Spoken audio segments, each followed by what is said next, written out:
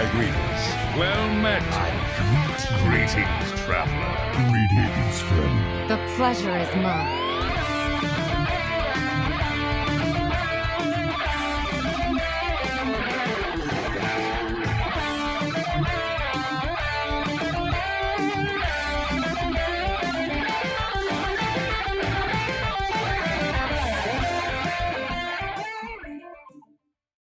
Hello and welcome to episode 290 of Concede, a Hearthstone podcast dedicated to making the competitive side of the game more accessible to you.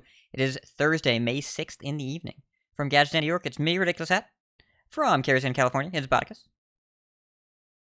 Yo. From Undercity, Pennsylvania, it's Adelaide. Hello. And Concede is supported directly by you, the listener. If you'd like to find out how you can support us, receive rewards in return, head to patreon.com/Concede. You can also support us by leaving an iTunes review. Totally free. It really helps other people find the show. And thank you to our newest patrons, Brandon and Dave. Brandon and Dave, thank you so much for your support. Also, thank you to everyone who left reviews. We're going to read those out on the bonus episode, which we're going to record on Tuesday. I said in the tweet, if we can stop playing Battlegrounds, we couldn't. So this month, we're actually going to have 2 bonus episodes for Battlegrounds. The one next Tuesday we're going to do. I'm putting this out there in the universe for external accountability. And also, we're going to do a second Battlegrounds episode. We're working on lining up a really cool guest, but we don't know who it is yet. We have some ideas. If there's anyone you really want to see in the show, feel free to let us know. But we have some ideas. Because Battlecus is back with us. Grinding the BGs, maybe I haven't asked him. Battlecus, are you grinding BGs? I mean, I probably played 15 to 20 in 2 days. So I'm not going at it super hard, but I mean, that's not nothing. Played a few. Yeah. That's probably more than me, and I felt like I've been playing it a lot. I don't know. It's interesting. Just because it kind of feels a little bit like when dragons were added to BGs, except the dragons are good. Because last time everybody was playing dragons, and it probably wasn't the smartest thing to be doing, but now everybody's playing Quillboars, and I'm guessing it's winning a lot. I haven't looked at the statistics, but yeah, really Quillboars good. feel really strong. It took a while to get used to. There were definitely some Quillboars that I thought I read correctly the first time, and then as I was playing the games, that they played differently than how I read them. Was one of them Ground Shaker? And did you also not realize it gets the buff after every gem? Which one's that? The 2/6 that when you hit it with the blood gem, it gives all your minions +2 attack that turn?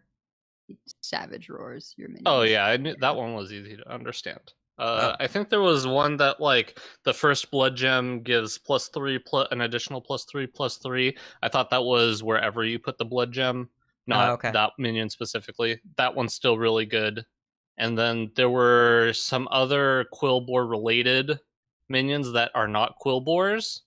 And so I did not realize that the one that buffs the ones to the side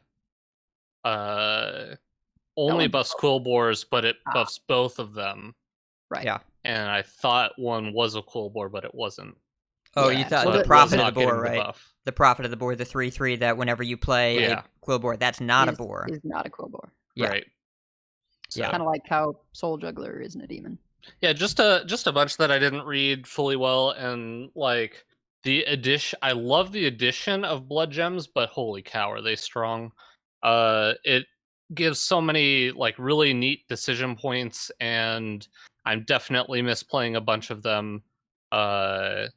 Knowing when to save them and when to spend them early and how to spend them and all of that stuff is really interesting. I think when the tuning gets a little bit better, because I think they're a bit overtuned at the moment, I think it'll be a really great addition. But for now, it really feels like you have to have something super busted or you need to be playing Quillboars. And actually, I think the funny thing is there's a few heroes that really benefit off of what your opponents played last, like Rafam and Tess. and Tess, which do pretty well in this meta because everybody's just picking the Quillboars.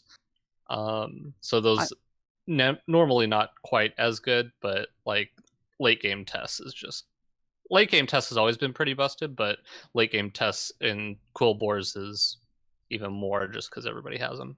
You looking up the stats, Hat?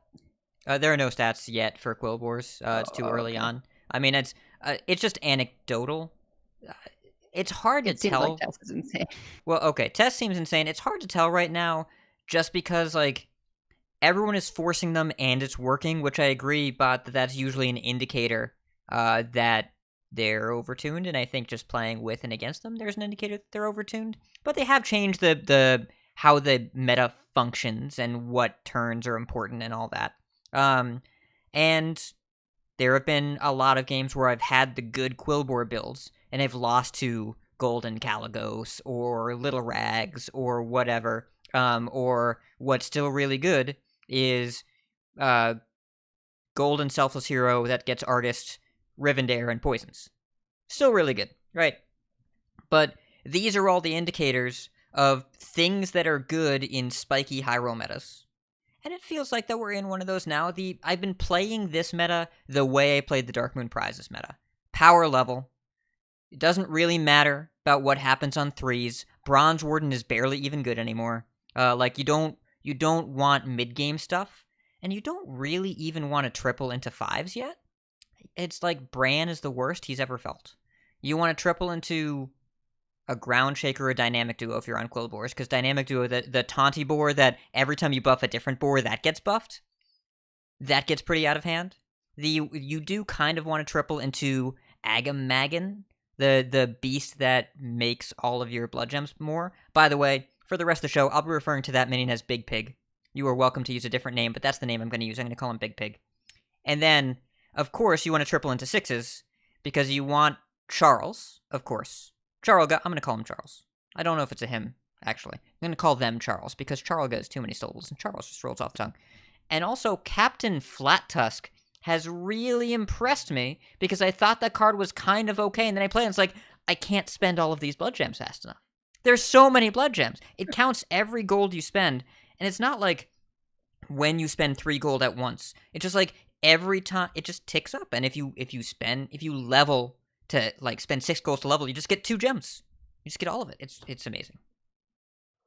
Yeah, Flat Tusk has been impressive and annoying because I keep getting like I get the board that has Flat Tusk, Charlga, and the Beast that cares about blood gems.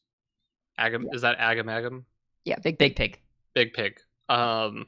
I get those 3, and then I usually end up selling the Flat Tusk when I'm going into the last turn or 2, but then maybe losing that combat and then losing a lot of power because I don't get the blood gems for the next turn. But I definitely have had games where I have like I think the one that I won with Quillboars, I've had a lot of seconds, but only 2 wins, and one was double Charlga, double Big Pig, which is just +6/+6 to your board every turn, which was kind of nuts. And when you have Dynamic Duo, it's really good. And also the new Holy Mackerel, Bristleback Knight. Oh my god, that card is filthy. So especially in a menagerie comp.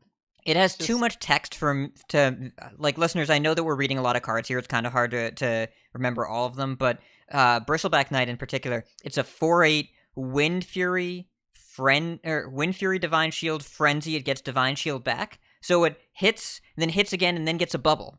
And if it's tripled, it has Mega Wind Fury. So it hits again, gets a bubble back, hits again with the bubble, hits again. Like I don't know what they were thinking putting all those words in the same card.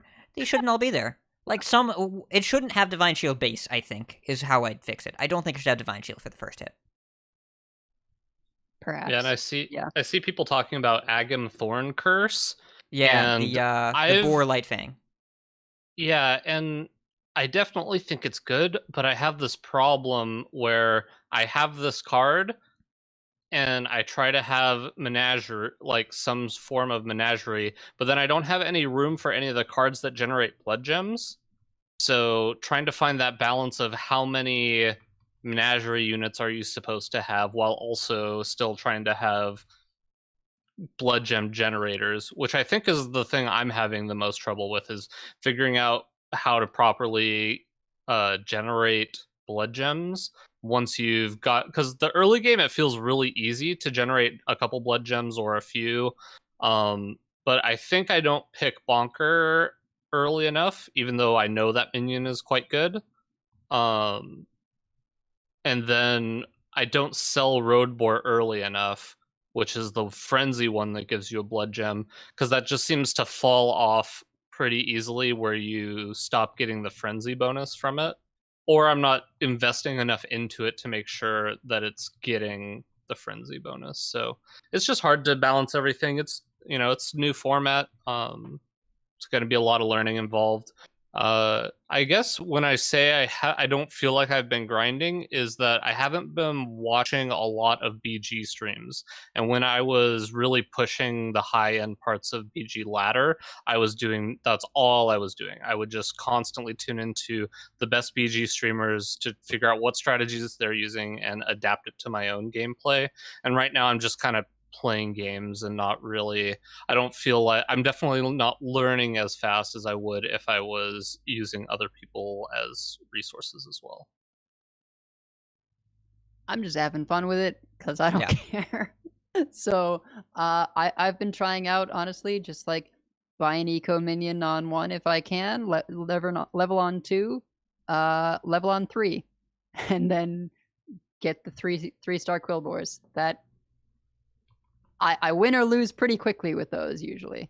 But power leveling, just getting to 6 before everyone else, or getting to 5 and then tripling into a 6, feels really powerful because hitting Flat Tusk or Charga is pretty nuts. Probably should be diversifying more. Like if I hit a Caligos, just go for dragons. But you know, been wanting to try out the Quillboar things. I think when it comes to the menagerie comp and like being able to get blood gems, I think that's one where you continue to just look out for the battle cry, get a blood gem, or sell this, get 2 blood gems. Because oftentimes menagerie, you have a space where you want to be like swapping out the minion, reselling anyway, to play like menagerie mug, jug, etc.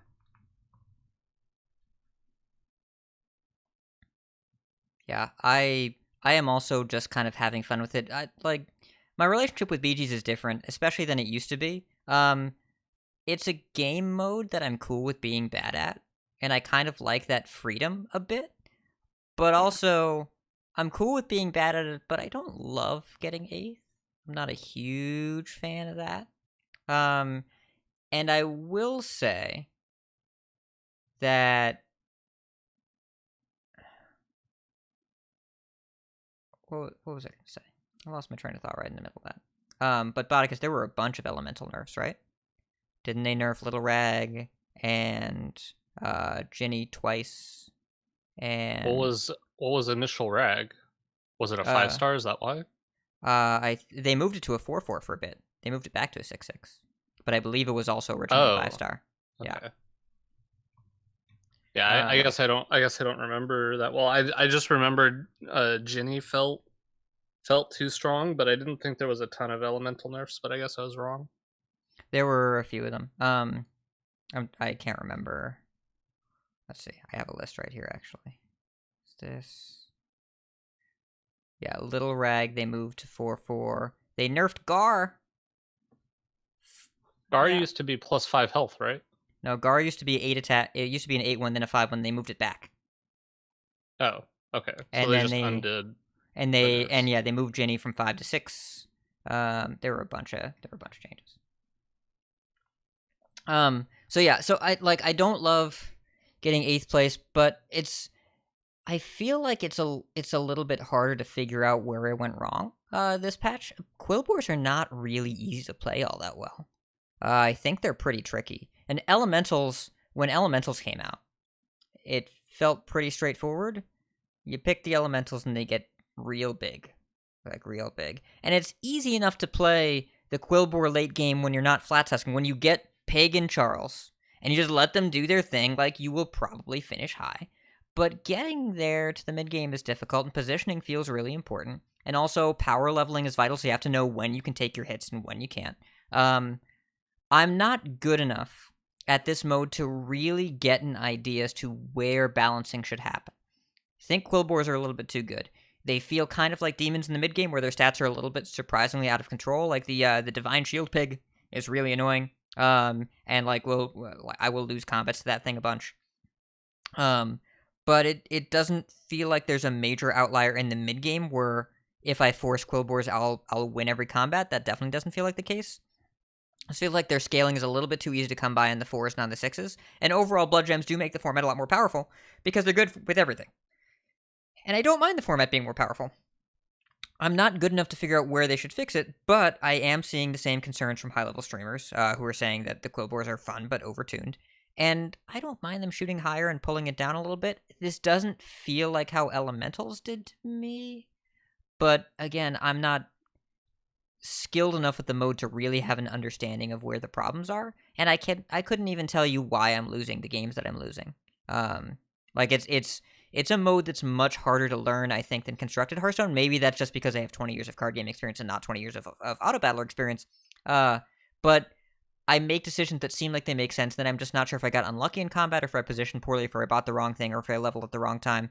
And it doesn't feel so out of whack that they need to change something immediately. And I think that if you look at when 5-star Ginny was dropping 6 drops, like, clearly that was problematic. And you just went for Ginny, and then you won the game when you got it out. And even I was like, that's bad. Can't do that. But they knew that's bad, and they knew that they needed to fix it. This one, I imagine we'll see some nudges, but I couldn't tell you right away where those changes have to be. My initial impulse is maybe Big Pig should be a 6. Maybe Bristleback Knight should not start with Divine Shield. Otherwise, and I was surprised Ground Shaker could get the buff multiple times in a turn, but I don't know if only hitting once would be good enough. I'm not really sure what they should do. And it's I think the one that stands out most to me is Banner Boar. I think needs to be a 2/2, because then it's more in line with something like Iron Sensei. I like your thought for Bristleback Knight not having Divine Shield to begin with. And I'm actually not sure about Big Pig. It's definitely very good, but I think unless there's something about Blood Gems, like Blood Gem generation, that I'm not understanding, it's still dependent pretty heavily on Blood Gem generation. And I don't know how you nerf Charles. I don't know how you do that. Because I think Charles is... And Charles without the pig is not that big of a deal. So moving pig seems to make that combination harder to get. But maybe there just needs to be a different minion than Charles. Like maybe just blood gemming all your minions every turn is too much. Right? Because with Caligos or Little Rag or the other board-wide buffers, like, you have to work for it. You have to do something. Charles, you're just like, boop, and you're there. But, Light Fang theoretically does the same thing, but it's just like the best Light Fang in the universe. Oh, and Caligos, you get to activate it. Charles is just once. Yeah. I think there's trade-offs, right? Like, Charles is consistently buffing everything 1, more if you have the boar.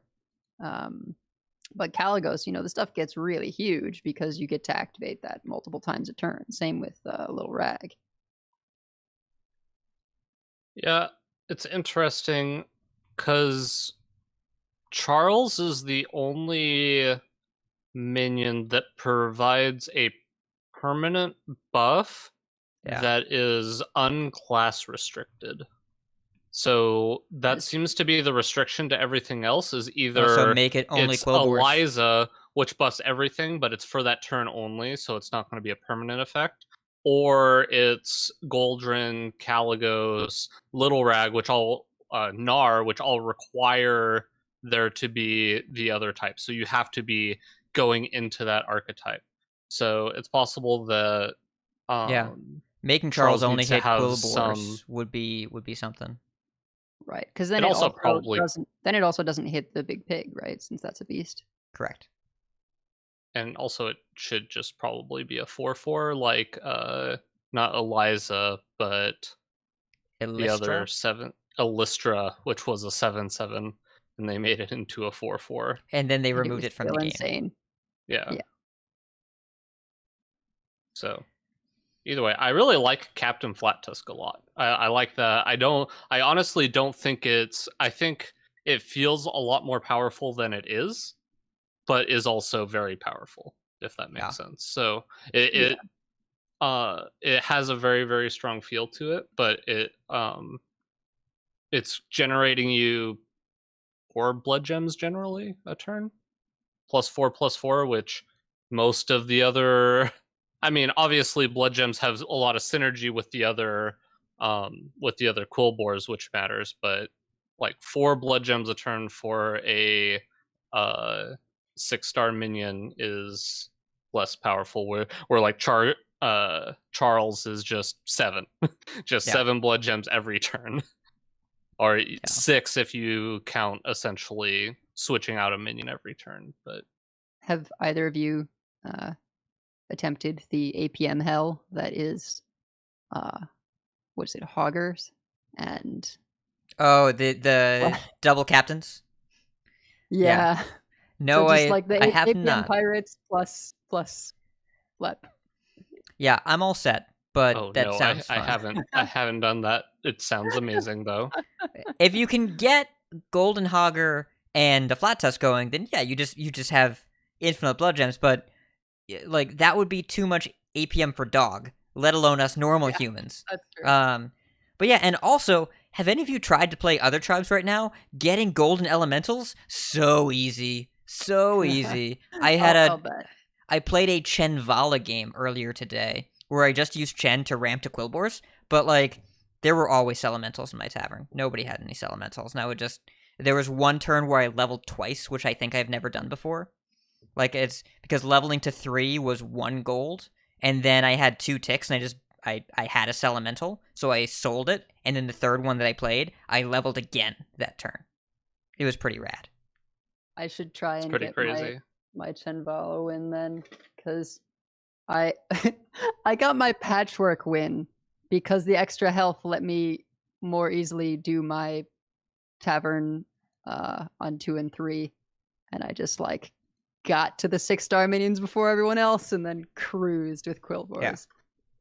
Yeah, I had an Omu game yesterday where I wish I had a replay, because I think I got to Tavern Tier 6 on 9 gold, and then on 10 gold I just had a Faceless Tavern Goer and a Caligos in the shop with a Razor Gore already in play, and another Razor Gore. I think it might have been all 3 in the shop, or I might have rolled once to hit the second Razor Gore. But just on turn 9 or something, my board was Caligos, Razor Gore. And I was like, okay, so this can scale with this can keep up with the scale of Quillboars. And it was still relatively close, honestly. Yeah. And you do have to work a lot harder for it, but it's been fun going for other tribes. I will note, I think you mentioned Omu. Omu is currently the best non-Cthulhu hero in the game. And really, like, power leveling is back, for sure. Maiev is really good. Hook Tusk is really good. You can Alec here to make your minions better so you can power level more effectively. You can Rafam so you can get more gold and power level more effectively. The top hero that I would say is not necessarily an econ hero that is doing very well since the patch is Blackthorn, which is the one that when you level you get 2 blood gems, because blood gem's good. Yep. Yeah. Have you all played with all of the new heroes?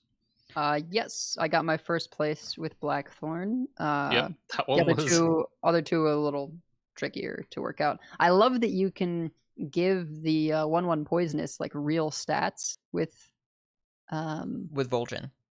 With Vol'jin, yeah. Yeah. I was so confused the first time I played against a Vol'jin because it was turn 2 and they had an Alley Cat and a Tabby Cat with like a bunch more stats, and then it took me a while, and then I was like, oh, That makes so much sense. This Yeah. hero is so much better than I Yeah. thought. It's It's really, really good early game. So- Late game, if you get scaling going, you don't really want to do it. Yeah. Though sometimes there have been a few times where like I've scaled with a Quillboar and then had this crazy Quillboar from early game, and I just plop the stats in a Foe Reaper, and I'm like, all right, that'll work.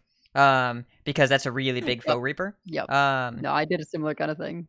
Well, yeah, Yeah. I mean, if you're gonna sell it, it doesn't feel as bad to invest into a minion with full gen, because when it comes to time to sell it, you can just put all of that investment onto a better minion, and then sell it. And I think that's really cool. And Zyrella has been okay, but not as good as I thought she would be.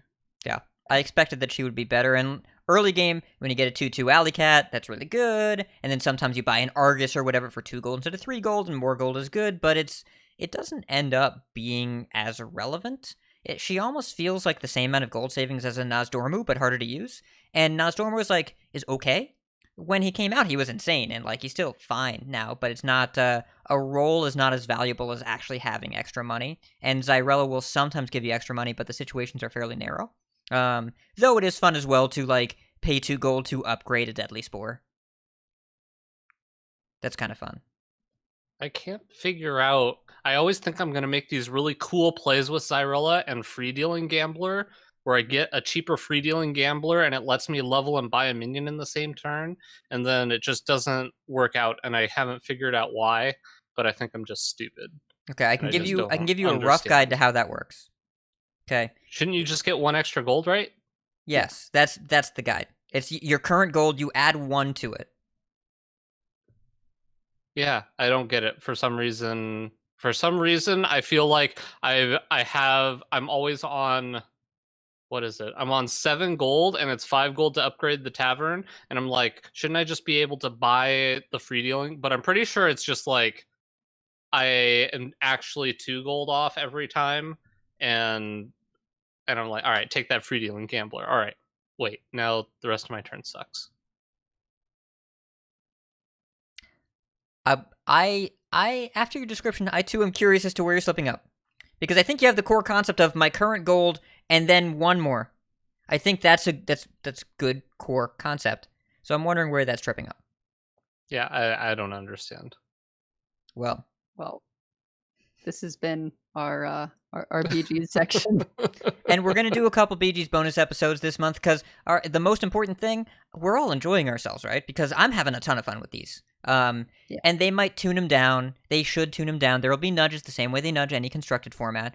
But BGs feels fresh, and it's faster, and it's so notably different from the past meta. And it feels like this tribe will be a net positive addition for the game. And honestly, at this point, who was I talking to about this? I think it was Niha in our Discord.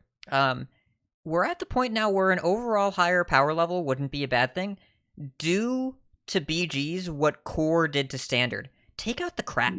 There's so much crap. I don't want Murloc Tide Hunters on turn 1 anymore. The 1/2, or is that Tide Caller? I forget which one. The 1/2 that grows. I don't want that in the shop anymore. No. I don't want Micro Machine around anymore. Take out some of the crappy 4s.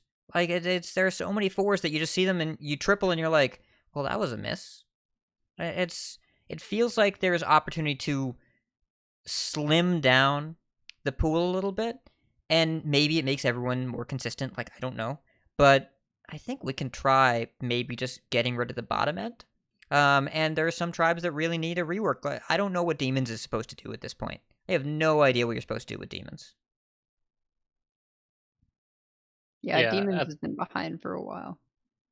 At this point, you probably just remove Soul Juggler and just make Demons a bit, because it feels like basically every tribe is just a scaling tribe, and it's just a matter of how you scale.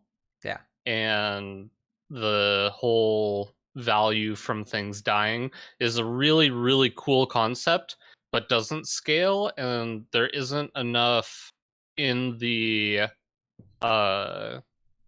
there isn't enough stuff in the game to make that where you can end games fast enough to make that viable, right? It's not like there's a demon card that says if this dies and you win the combat, deal an extra X damage or whatever. I'm just kind of throwing something off the top of my head, right? Because it's almost like that was the strategy back in the day, where it was the aggressive strategy, where you would try to deal large chunks of damage to people by having a couple of your minions die and wiping their whole board, so that the game ended faster before they could scale their minions out. Because when you're playing this specific demon comp, you don't have room really to make your demons big enough. Like, you're generally not playing Wrathweaver and Soul Juggler in the same composition. We used to always say that those were two very different compositions. So might have to just kind of get rid of the cutesy stuff and just go full on whatever you want to call it. Big demons. Yeah. And they also need to work on some heroes. Do you know how many Battlegrounds heroes there are? I just counted. You know how many heroes there are? Oh gosh, there's got to be way too many. Way too many. Gesundheit. Thank you. 59. 60? 59. Yeah. Ooh, wow. That's excessive. Wow. When is the last time you picked a Shadowwalk? I don't agree. You think it's the right amount? I think it's fine to have a large selection of heroes. I've picked Shudderwalk in the last 2 weeks. Illidan Stormrage? It's been a little while longer. Dino Tamer Bran? I would pick that one. I could foresee lineups where that would be one I would pick. No. I don't know. I just want games to feel different. I want to play against different heroes. I don't want just because a lot of the top heroes are going to be in a lot of the lobbies, I definitely still see these heroes. I've definitely still seen Illidan's and Dino Tamer Brands in my bracket, which is, I'm not 13k, but still they pop up in the 10, 11k bracket. It still happens. Yeah.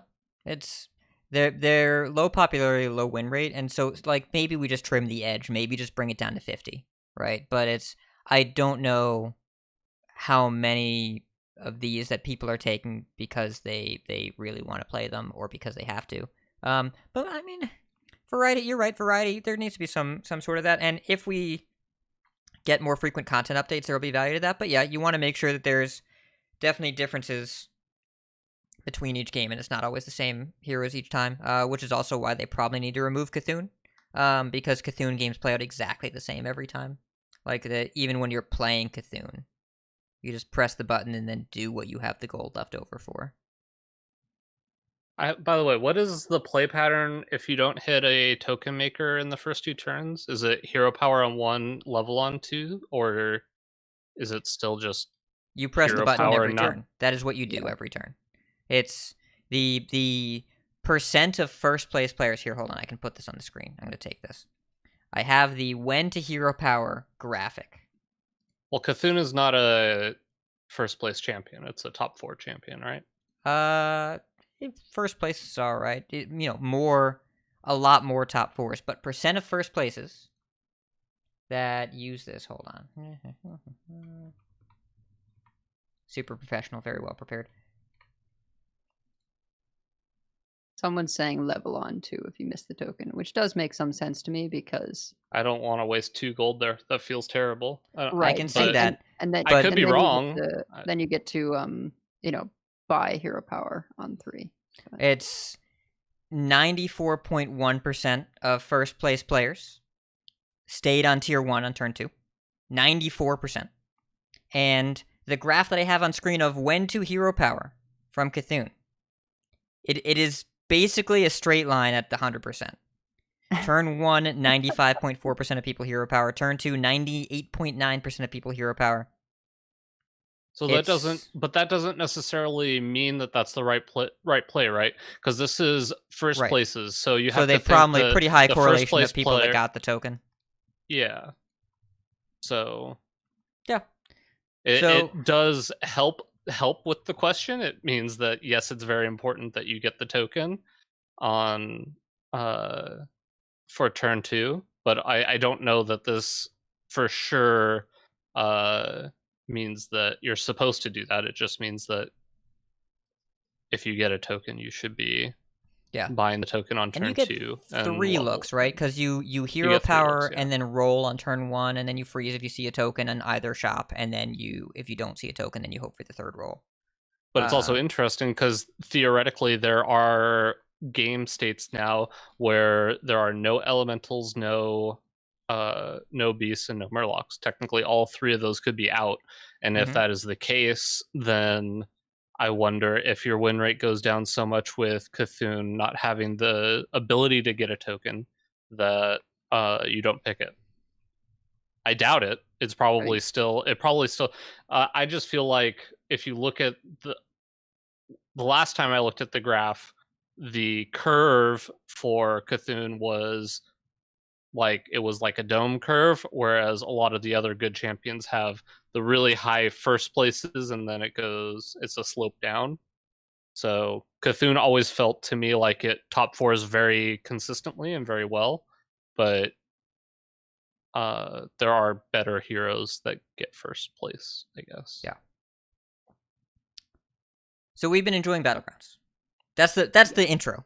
We've been enjoying Battlegrounds. I have been enjoying other things. What have you been enjoying it, Elias? I've been enjoying playing Demon Hunter, and not OTK Demon Hunter, and not quite good enough mid-range Demon Hunter. I've been playing my own Demon Hunter, which has been super fun. And we have your list here. I'm going to put it in the show notes, and I'm going to put it in the chat. Proby1, you crazy person. All right, where is this? So I am christening this Triple Rag Demon Hunter, because that's what it is. Tell us a little bit about this creation. So it started way wackier. It started with Ancient Void Hounds, and which, for those who don't know, 9 mana 10/10 Demon Hunter minion that saps 1 power and 1 toughness from everything on the opposing board, which is really cool, and you get some cool wins with it, but it just wasn't consistent enough in terms of the control deck that I kind of wanted to be. So I eventually cut the Raging Fell Screamers, cut the Ancient Void Hounds. I left in the Priestesses of Fury because those do face damage, and trimmed it down to the top end is double Priestess of Fury, double Illidari Inquisitor, and then Alec Straza. So your rags are Inquisitors and Alex. Priestess can get some additional damage in there, pull out some removal. And from there, it has all the control tools of OTK Demon Hunter. I have Kazakis instead of Il'gynoth because it is more flexible. Some people have said they just can't imagine not having Il'gynoth in a deck with all this lifesteal. That's fine. You'll get some win percentage points in like different matchups, things where maybe the lifesteal isn't as important for healing, and so you get to direct it face. Sure. But Kazakis has felt good to me because I like being able to just go Kazakis on 4, Golems on 5, or drop it to pick up a clutch poisonous, that kind of thing. It's been pretty fun. How many Blessing of Authorities have you attacked off? Oh, it's the best feeling in the world. I must tilt Paladins off the face you mage of the hunt planet. them. Yes. Oh, yes. Mage Hunter, everyone, not good against mages, great against Paladins. Ironic. Yeah, because Blessing of Authority can't go face the turn it's played. So it's the perfect counter. They don't get to hit you in the face with that enormous minion, and then you just get to Mage Hunter it away. Okay, I'm about it. Listen, in the Venomous Scorpid format, sometimes you got a Mage Hunt, and then they just have a 1/3 that turns into a 1/1. That's all right. Yeah, exactly. It's also great against Octobots, making sure they don't get the discount. Oh, I'm annoyed now. I'm annoyed. Oh no, I can appreciate that. I greatly appreciate that. I would really want to do it if I were doing that. If I were the Demon Hunter, I would want to do that. But as I have played a lot of Octobots in the last week, and I want that to go off, and when it doesn't, I'm annoyed, and Mage Hunter would annoy me. I'd be annoyed. I would say the things that are sort of the flex cards are like Chaos Nova and Cycle of Hatred. If I am going to cut one, I think I prefer to cut Nova over Cycle, just because Cycle gets some really great board swings, especially against Rogue. Rogue makes a bunch of wide boards with smallish minions, so you can sometimes, against Miracle Rogue for sure, a bit trickier against Secret Rogue. They're not as minion dense, but just getting, anything more than three threes off of Vengeance can often close out the game against the Rogue, if not because you just kill them the next turn, but sometimes just because they have to spend so much removal on that board of threes that you then snowball with your Priestesses of Fury and Illidari Inquisitors. It is a tricky deck because all the board clears are synergies. Yeah.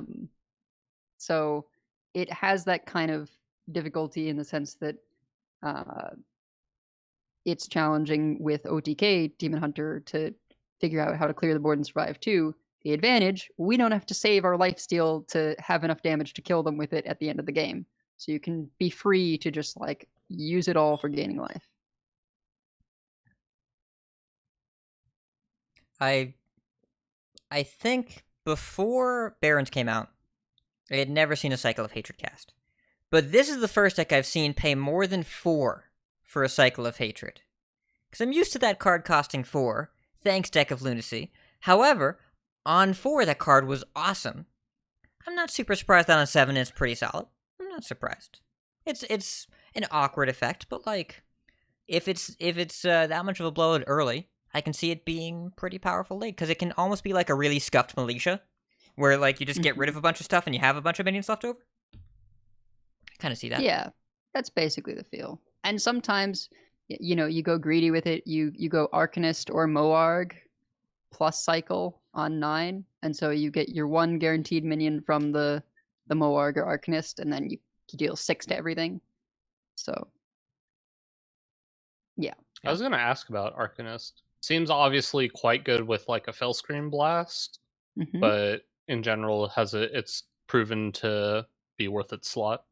Yeah, I think Arcanist Immolation Aura alone carries a lot of aggressive matchups, because it does not only 6 damage for 4 mana, it feels kind of like your Pyro Equality when Equality was 2. Not quite that power level, but it gets to do something that didn't, which is you can clear off Death Rattles, which is important for Nerubian Eggs right now. Lots of flexibility in terms of the cheapness of the clears and the ways in which you can combine them. One thing to note, this was a mistake done on stream at the Masters Tour. Don't Arcanist and then play a spell that's not your board clear and then try and play your board clear. Someone on stream played Talented, not with this deck, of course, it was OTK, but Talented Arcanist into Philosophy. Philosophy got the +2 spell damage, and then they played Immolation Aura, and it did not clear the board. I'm gonna give that a yike. Just one yike. Doesn't need more than one. Yeah. That's unfortunate. Yeah, don't do that. Well, this looks fun. I might try this out later. I still haven't put the games into Hit Legend yet. I've been trying out a bunch of different stuff. Have been trying out some Rush Warrior, because I said to myself, you know what, it's silly that I don't know this deck, so I learned it a little bit. I'm trying a fun version that a THL teammate of mine came up with. It runs the cutting classes, and it also runs Nitro Boost Poison. Nitro Boost Poison. Okay. So the cutting classes become free, and you hit the mages in the face. And that's the part that I like the most. Of you take that big axe and you hit the mages in the face. Build your own Arcanite Reaper. Yeah, and like you can buff a minion in play. Like Crab Rider on 2 is a lot less threatening from Warrior because you can't buff in play, but Nitro Boost can. And so I have killed some people by Nitro Boosting. It can be all right. So it's been a fun little tech to try out. And that deck is good, but you can't just autopilot it. It's actually quite difficult to play, I think. And so we'll talk about that. That's actually our Decksplanations this week is Rush Warrior. But I've been experimenting with that. Also been playing Secret Rogue because it's really good, and You want to talk about things that are good against Blessing of Authority. The Blackjack Stunner, though. I enjoy it. We talked about it last week. Still enjoying it. Still a lot of fun. I convinced Wicked Good to play Secret Rogue. And then he's like, all right, I see what you mean against Paladin. And he played against 50% Paladin on his climb and then got Legend. So, like, you know, it happens. And there are still a lot of experiments with Priest that I would like to try. But I'm taking a little Priest sabbatical until I get Legend just because the games are too long. And if I want to play a 20-minute game, I'll just go play a BG. Because, Dude, yeah, I've been playing so many priests at Legend. It's been so upsetting. it takes forever. Yeah, I want something that's a little bit faster, and so I'll play something more proactive until they maybe nerf Grab Rider at the beginning of the week. We don't know for sure. But yeah, been mostly playing BGs since Tuesday. And I plan on continuing that. I wish I was doing one right now, but we're doing this podcast. I like this podcast. Just my impulse control is very poor. But also, starting on Monday, I'm going to play a little classic because Concede, the podcast you're listening to right now, is hosting a listener series in the classic format starting Monday. So if you want to play some classic Hearthstone with some 0-mana Soulfires and some 1-mana Rockbiters and some Innervate for 2-mana Force Roar Kill Ya, go check it out. CoinConcede.com. Click the listener series sign up. Join our Discord. Discord.CoinConcede.com. Click the button. Get the roll. Play some Classic with us. It'll be fun. Let's Schwal be will real. probably We're win. playing some 5-mana Auctioneers. Oh yeah. Oh, That's what yeah. I'm playing. Yeah. Yes, that's happening. That's a thing that's happening. Also, by the way, I would play seven. I finally lost with the Paladin deck. I'm Uh, now it a was bound to happen measly eventually. I'm now a measly 24-1 with the Paladin deck. So still a bit unfortunate, but turns out that winning 15 games in a row at the bracket I was at gets you to 11x. So I got 11x back again. Hey, I maintain that if you played consistently, you would be higher ranked than me like all the time. Yeah, that's difficult. Okay, well, if you played real decks, maybe. Yeah, I'd have to if I was But I don't know. Like you were crushing people in Ashes with Totem Shaman. Yeah, that was cool. That was fun. That was really fun. And then you got raided by a bunch of French people because Odamian's awesome, and they just raided and called you the Totem King. Yeah, those were that was good days great. when I was still streaming. But yeah, I'm tired now. I sleep and work and sleep and play games that are sometimes not Hearthstone, but still enjoy Hearthstone. Yes, we all know. Oh, hey, wicked good. We were just talking about you. Thanks for the raid. Anyways, this is the intro section. We're 49 minutes in. Maybe we should, like, do the rest of the show. What do y'all think? Yeah, I guess. Okay. Hi, Steve. Steve, we were talking about how I convinced you to play Rogue. Gadgets and Gazette always gets the scoop. All right, so patch 20.2 is out. Surprisingly, this week, kind of less news than the week where the patch wasn't out yet, but that's because we got all the information about the patch and it's out now, which is great.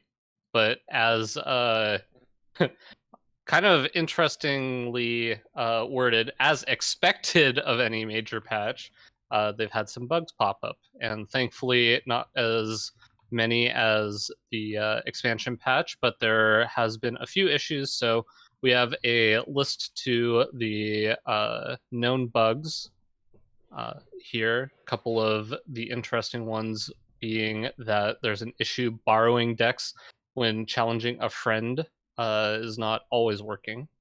And somehow Glavebound Adept can be missing from some people's collection. Just vanished. Just gone. And a few others. I don't know if there's any...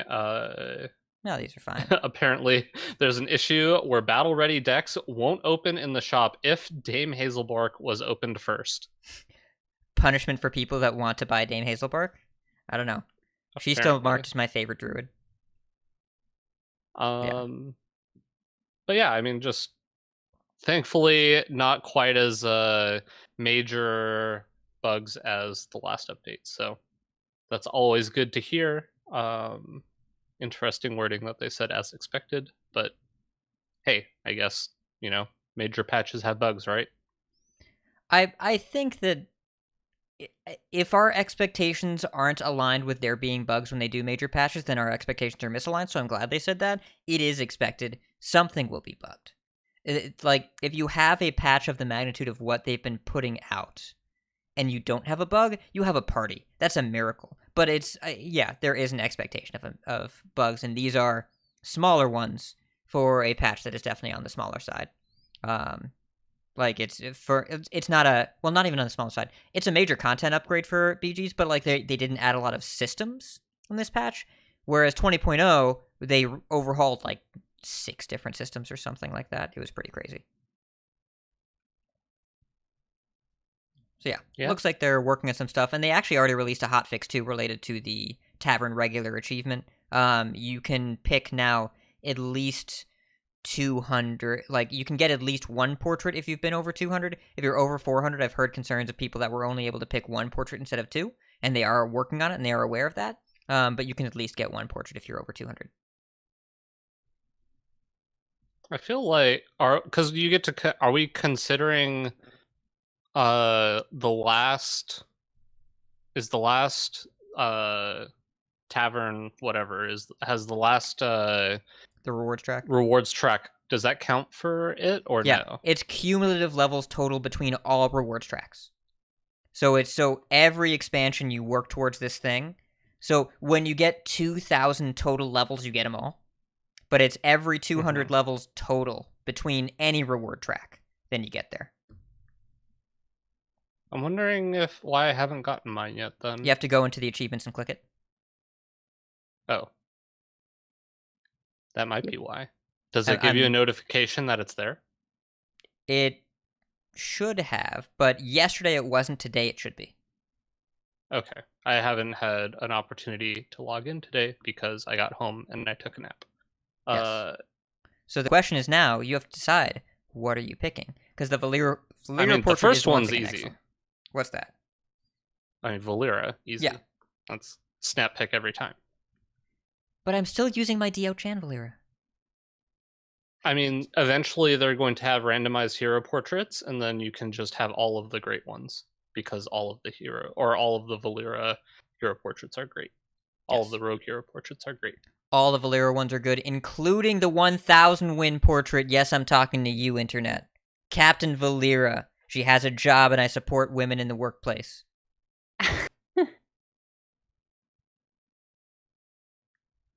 Anyways, I picked Demon Hunters my first one, but as soon as I get level 400, I'm taking Valera too. But, Aran and I have been hanging out for a little while, but I want an Illidan portrait that doesn't make me angry while I wait for 1,000 win Illidan, which is really rad. But the Demon Bane Illidan was pretty cool. I took the Mage one. Mage with a sword. But, Mage might be the class with the most amazing portraits. Because Kultir and Jaina is so good, and 1,000 win Jaina is so good. But yeah, this Jaina, she crackles with the lightning, and the pink lighting is so cool. She's got, the little Netherstorm horns and... Yeah, the last Mage wasn't... Mage of this vein of portraits wasn't good enough for me to select it over other things, as you say, because there's so many good Mage portraits. But this one was good enough that I still think the Rogue one is better. But this one was good enough that I was willing to take it first because I'm still enjoying my Diao-chan Valera. Yes, but the Rogue one is great. Just like they just released a great Rogue one. Now there's another great Rogue one. And I'm still just holding out for Togwaggle Hero Portrait. I'm still waiting. And I tweeted that at Matt London, who's the narrative designer. And he said they have 3 Rogue portraits in the works that will all knock my hat off. That's what he said. Oh no. I'll bet none of them are Togwaggle. If one of them is Togwaggle, I'm never switching. Never ever. He's my favorite. I love him. Yeah. Oh dear. Anyways, other stuff happened too. Yeah, they announced the Battlegrounds Brawl, which is another big Battlegrounds event. Obviously, we just had the big Battlegrounds update, and there's $100,000 prize pool It's going to be hosted by Frodan and Gia, and I mean, what is there to say? There's actual representation in the invited people. Like, actually. It is more than 50% women. More than 50% people who identify as women. Which is... And all great players, too. Like, yeah. All, like, it's great. Yeah. This is the first official Blizzard event I've seen Nicolina invited to in quite a while. They have some streamers that are a little bit less well known. Like Cece is a great streamer. I'm a big fan of hers, and she switches language halfway through sentences, and it blows my mind. Because she does both English and the Spanish Mandarin. English. No, not Spanish. Oh, Mandarin. Mandarin. Oh no, I confused her with. Okay, wow, Yes. that's impressive. Because I've heard English Spanish back and forth together really quickly at an art thing I went to before. There was a group of students from Latin American countries, and they would speak basically Spanglish so fast, and I was like, I could do one of these, but not both. Yeah, it's and Sunglitters is playing now. Steve is saying in the chat, she normally doesn't stream with cam, so I don't know if they're going to do cams off. But there are people here that it's diverse. There's representation. That's kind of cool. I don't know. Also, I love they put 12 wins. Everyone calls him Victor with his new Twitch name, Sunbacon Relaxer. That's so good. He's taking it seriously. The man takes his bacon very seriously. So yeah, I think this is rad, and I'm looking forward to watching it. And Twitch drops are enabled, but yeah, I'm glad that they made a difference so quickly. And also, shoutouts to friend of the show Swaybe, who got a slot here. She's great, big fan. Yeah, I mean, this is what we mean in terms of like Blizzard has all the power to dub people content creators. Like, Swaybe has a great stream. It's on the smaller side, but like this will really help her. Yeah, and it's I don't know, just a nice thing to like acknowledge that both boys and girls play this game. Like I'm a fan. And yeah, Twitch drops, and the scoring system does not have any frenzy mechanics. So yeah, it just seems like a cool event. I'm glad they're doing it, and this is a clear indicator that somebody was listening to something. Cool.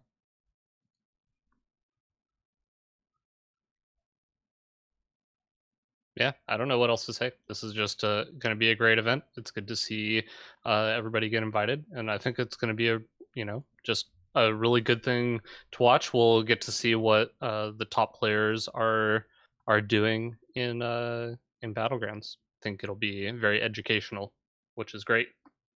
The next news item we have down here is that there is a crazy secret Cardback mystery.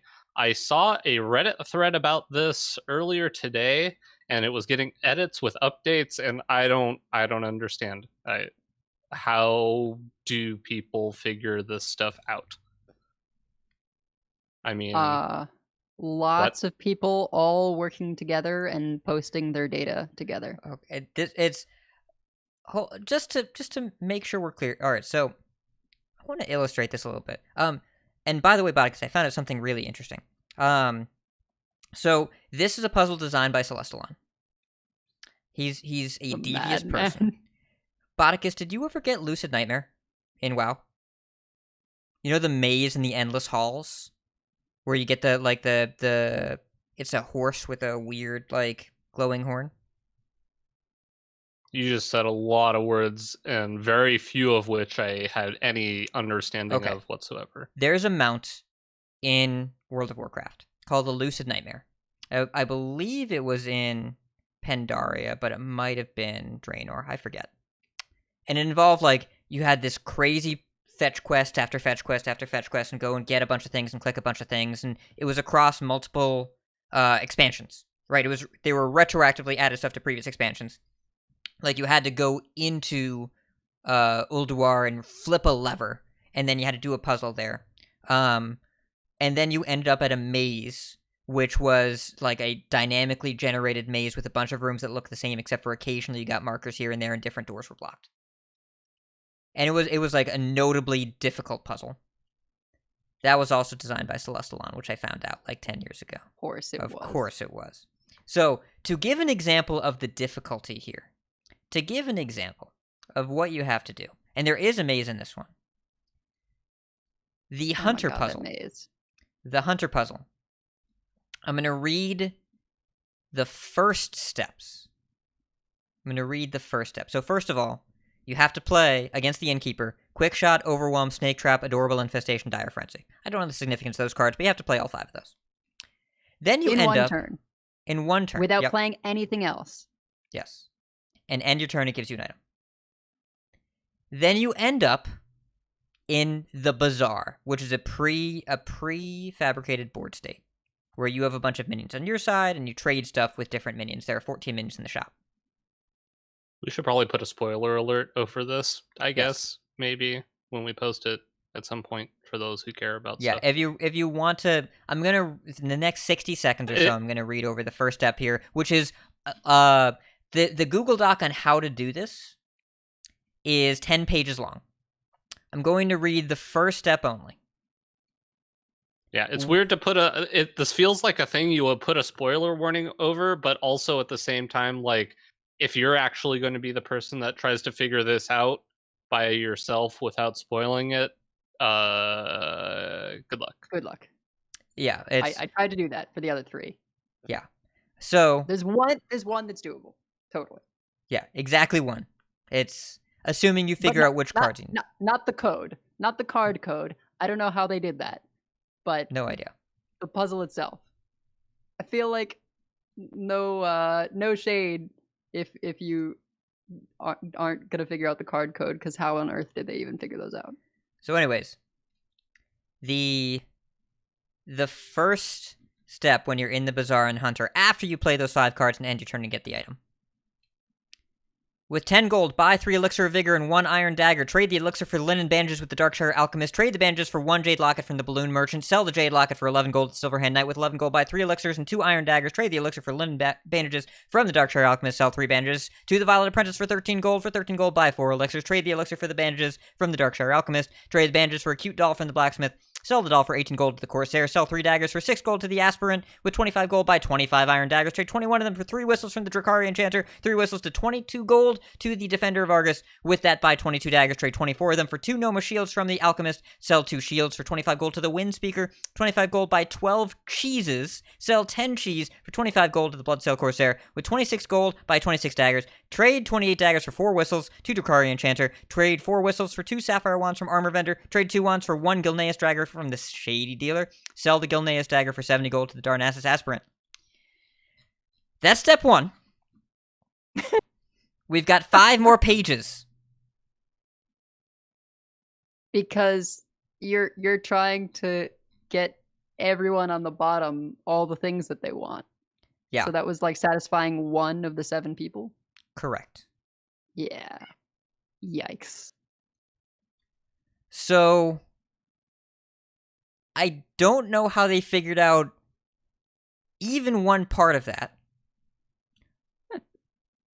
But yeah, apparently like 60,000 people were working on this together on the Reddit and on the Secret Solving Discord. And so Kilmarnock is like saying in the chat, the Scabs Cutter Butters flavor text: never lie, steal, cheat, or drink unless you're compelled to, which is bamboozle is lie, steal, yoink is steal, plagiarize is cheat, coerce is compelled to, and potion is drink. I would not have figured that out. Oh, so for the card code, right? For the card code is from Mercenary flavor text for those 4 and classes. Then Rakara flavor text for Warrior. Yeah. For Hunter, it's Tavish. And for Druid, it's is that Guff? Guff. Yeah. But yeah, very narrow. For the Druid, there's a door-based mage or a door-based maze with 4, 5, 6, 7, 8, 9, 18, 19, 20, 130 doors to click? It was like I was looking at the answers, and it took a while. I tried it myself for a bit. I tried to like grid map it, and then I realized that there was one function that made it not really make sense when you make a map, which is if you hit a wall and then you get to the other side of that wall, it's not a dead end. You're still allowed to make a right or a left. And it kind of creates a like weird dual hallway thing where I'm pretty sure even though you were on the other side of that wall, the hallway, if you make a right, is the same as if you are if from the first side of the wall you make a left, which doesn't make sense. And so I gave up on mapping. Someone else did it. The answers are out there. Yep. I will say that even with all of these written down and clear guides on how to do it, this is probably multiple hours with the instructions. So I have no idea how people solved this in 2.5 days. The fun one to figure out is the warrior one. The warrior one is the chicken wolf feed problem, but Yes. a little more complicated. It's super fun. If you're going to do any of them on your own, the warrior one is the one I would recommend. Yeah. And there's a way to do the rogue one's okay. You can mess with the rogue one a little bit. That's set all the cubes to 4. Yeah. But really cool. Glad it's in the game. Not my kind of content, but it was clearly super engaging for the people that engaged with it, and I'm glad that that Chad was able to have fun with it. Is there a picture of the card back somewhere? I assume that there has to be, right? It's in the show notes, but here, let me... Oh, it's probably the second thing. Oh, okay, I see it. It's Damn, really that's a nice pretty. card back. That is a really sweet card back. Is it worth it? That's a personal Probably. decision. I think so. Well, for me, yeah. Are you gonna go definitely do it? personal decision. I might watch a stream and do it in the side. Although that's difficult. I need a third monitor. I need to be like Hat and have a third monitor so that Join us! Join us! because you gotta have the I've Twitch just gotta stream up. do the hunter one, and it's gonna take as long as like the others combined. Yeah, it's... I will probably do this at some point. It seems like a good train thing. I'm going to try this on the train, except the Hunter one. Not doing that on mobile. No chance, no way, no, absolutely not. And one other thing, the rogue one, I think, if you don't assume the win condition is what I assumed it was, then it's totally doable. The What did rogue you is assume it cubes. was? I thought it was clear the board, and I was going Oh insane. no. Oh no. No. They have 900 health. You know what? I think had I... Are your wrists okay? Look, you know what? It took a while. I tested what happens when you kill one, and I was like, oh, all right. And I should have realized at that point that they can't possibly want you to clear the board because that's way too many attacks. But the rogue one you can do by just some serious spreadsheeting and just recording data until you have all the data for all the things you can do, and then try and make numbers. I'm going to follow the doc. I'm going to do what the doc says. You can do that. Yeah, fair enough. But yeah, I agree with Hat. Not necessarily the type of content that I'm super invested in, but the fact that people figured... I was honestly amazed that they figured out the card combo that you had to play.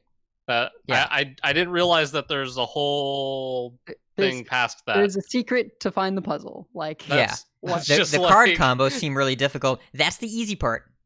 Yeah, it's far and away the easiest part. So anyway, Lastly, of course, with every week, never ending, the Dean AMA, Ixar AMA on Twitter. We Thanks, Dean. have more questions answered. Yeah, I don't know that we say it enough on the show. We do appreciate that he does this every week because we get a lot of really juicy information, and it's really nice. So the major topics of this this week were Arena, and their thoughts and feelings about what the plan is for Arena, and obviously their long-term goal is to definitely improve it. They think ranked growth, medium to long-term progression, and accessibility. They definitely want skill-based matchmaking. Yeah, it's Top they know priority. that Arena needs something, and it sounds like they're trying to figure out how do we modernize Arena, and I think that I'm glad they're thinking about that.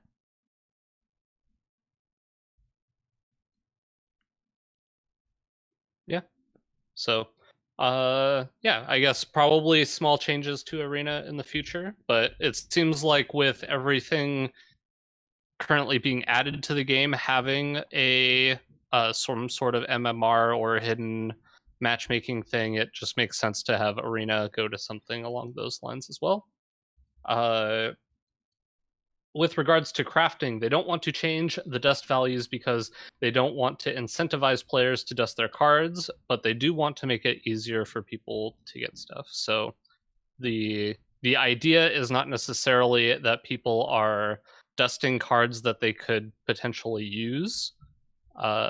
They want people to dust excess card, or they don't mind people dusting excess cards, but they want people to just basically get a higher percentage of the set, which I think overall is probably a good thing, because I think we all agree that Hearthstone is a game where we want to play different classes.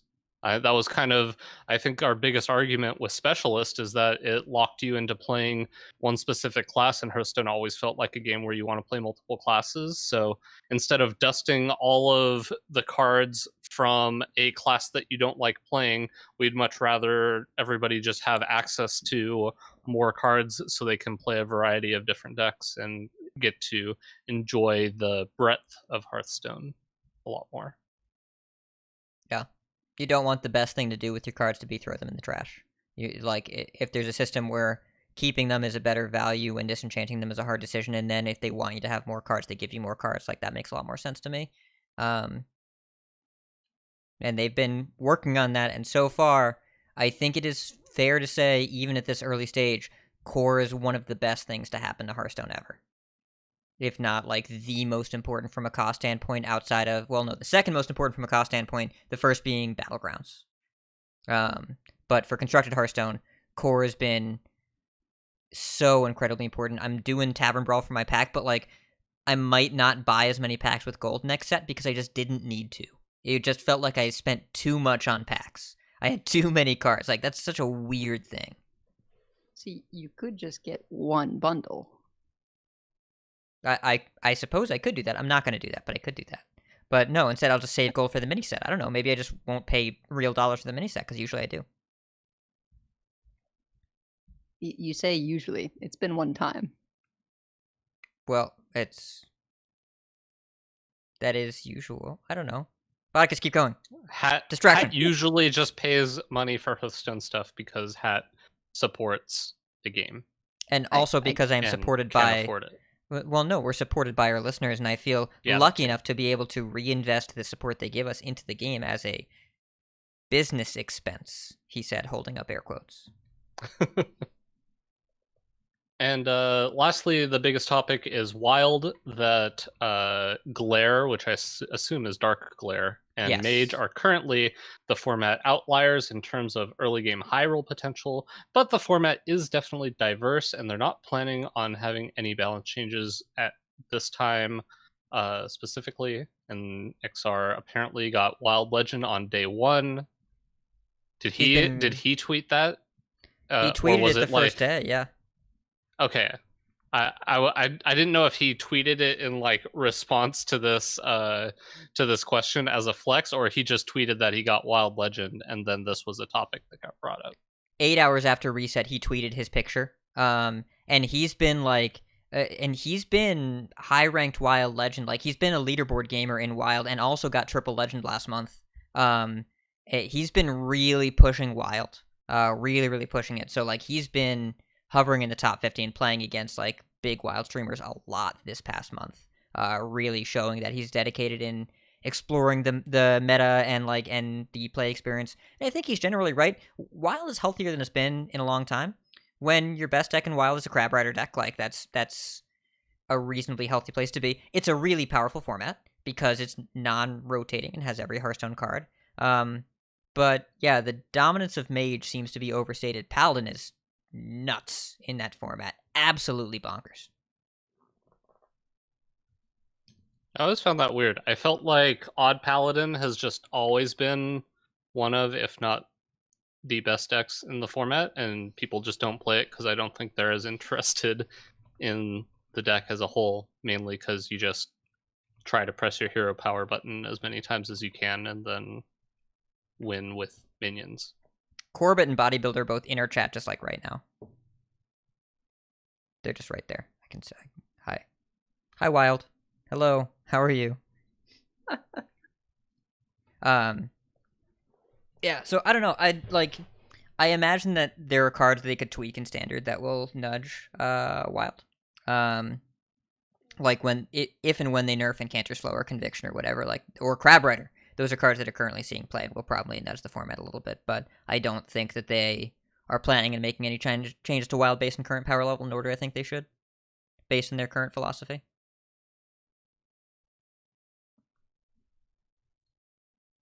But yeah, that's the news. I guess we can talk about a bit of tournaments, because we had a big tournament this last weekend. Yes. So, Hat, take it away. It's the Grand Tournament!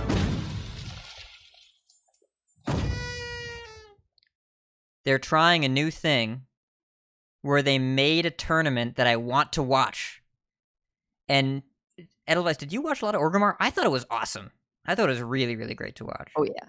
No, I started out not necessarily watching that much, and then I saw Gabby on stream, and I was like, oh yeah, oh, we're doing this. This is great.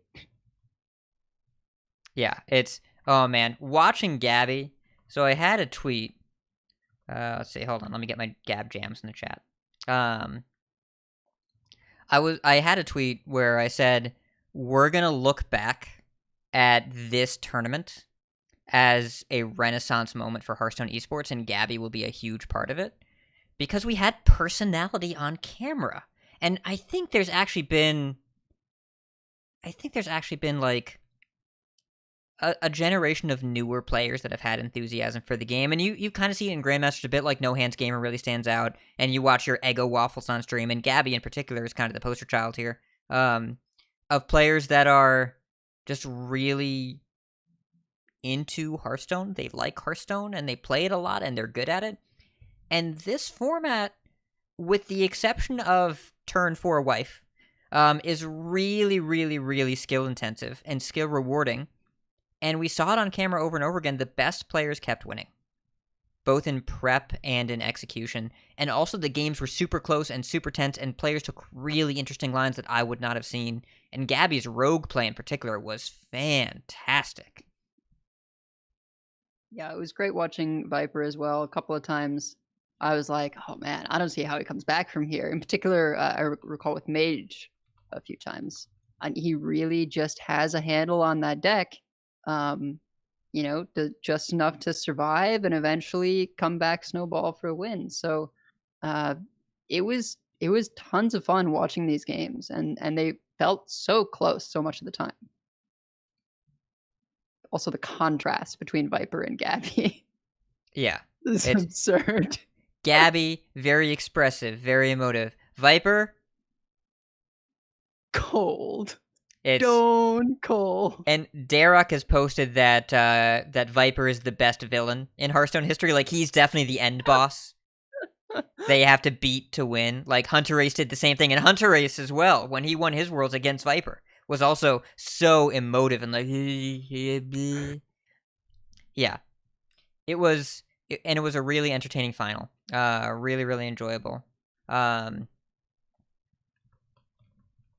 So I love the tweet the tweet from Viper asking Gabby for the deck lists. yes, You yeah, saw that was the that. thing as well. That was a great storyline that Viper was looking for decks, and asked Gabby for his lineup, and Gabby's like, "All right, for €10," and then they met in the finals. Yeah, Viper literally just said, "Gabby, how much for your lineup? I trust you." Oh, excellent. And then I think Lorinda said like best €10 ever spent. Oh, absolutely. Yeah, 10. Yep. really, really, really good. So I don't know. And say what you will about how Hearthstone has managed the esports transition. ESL knows how to produce a tournament. The production was really good. It was reliable. It was stable. It was invisible, which is exactly what you want production to be. The focus is on the gameplay. Yes, So absolutely. I was really impressed by that. Obviously I love Gia and Dara casting, but even TJ and Frodan seemed a little bit more invested than usual.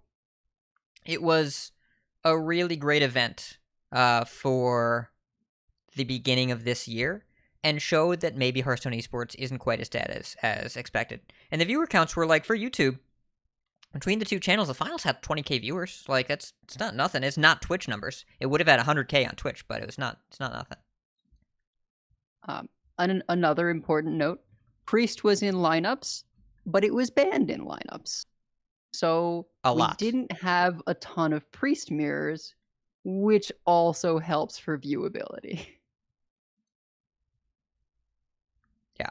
So I was really happy watching the event. I really wanted to, like, I made time for it once I saw a couple of games. I was like, all right, I'm invested in this now. And it's been a while since I felt that way about Hearthstone. So I've been really enjoying watching competitive Hearthstone this year. I think part of it as well is it seems so much more like everything is in player control, that it comes a lot less down to streams of generation against each other.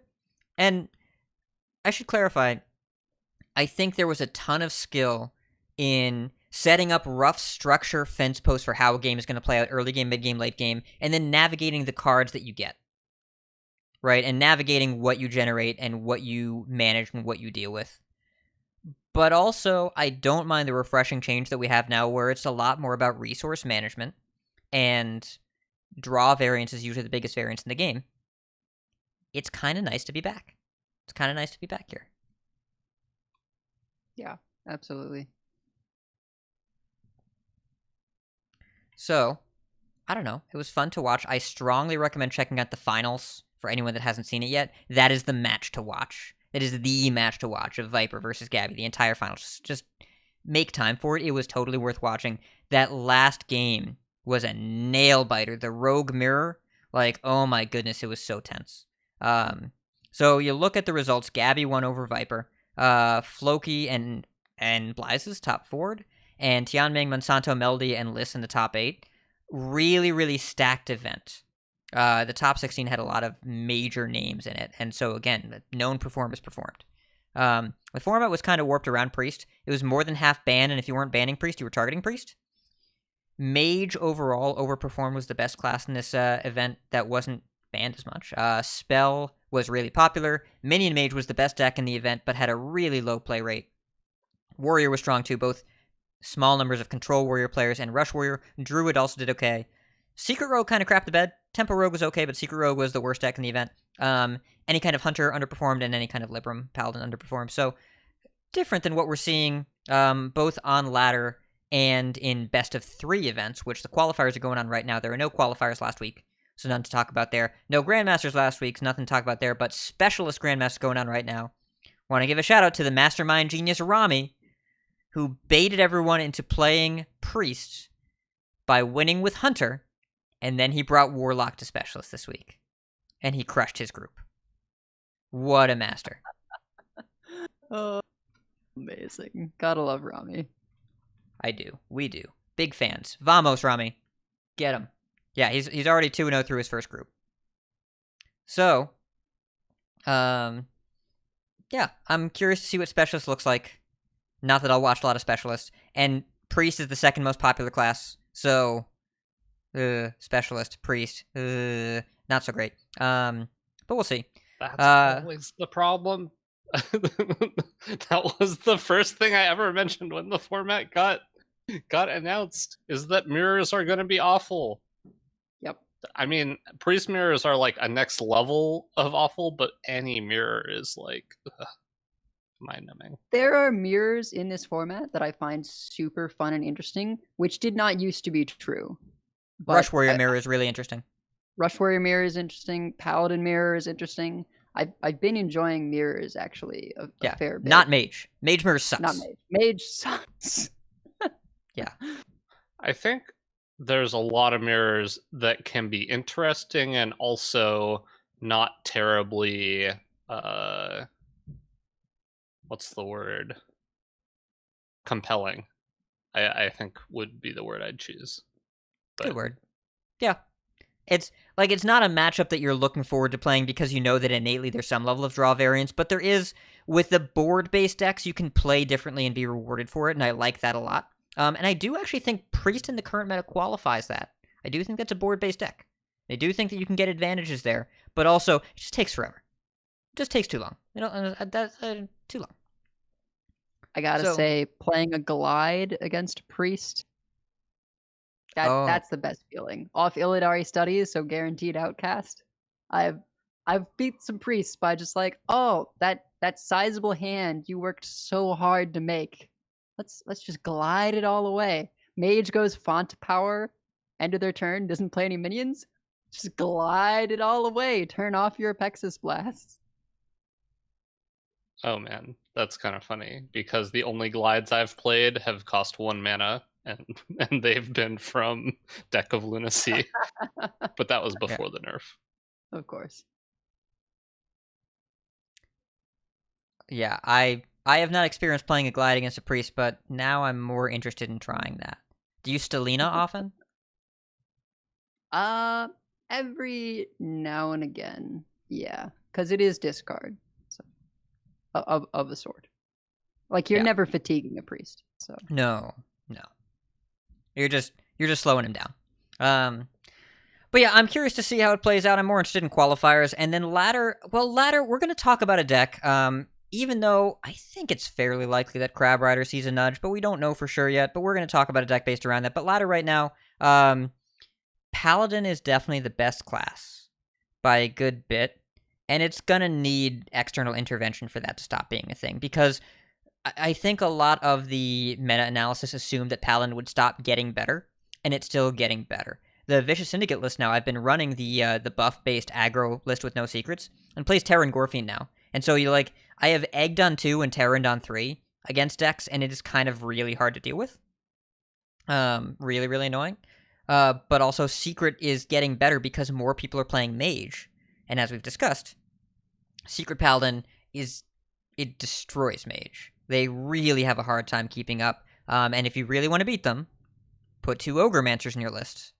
And Ogremmancer, with all the build-up that Secret Paladin has in the first few turns, is backbreaking. They can't deal with it. So Mage, But don't say unbeatable, because Blister Guy will say unbeatable's too strong. Yes, it's not quite unbeatable, but it's hard to beat.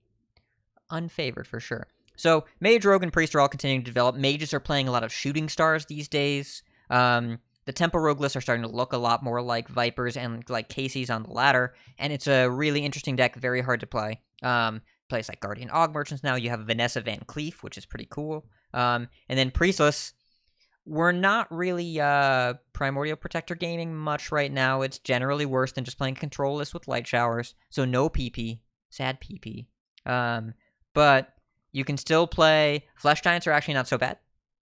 With the Devouring Plague package, that's actually turned out to be pretty good in the data because you beat mages by putting stats on board, and you want to get stats on board, Devouring Plague the Apexis Blast turn, and then play Flesh Giants.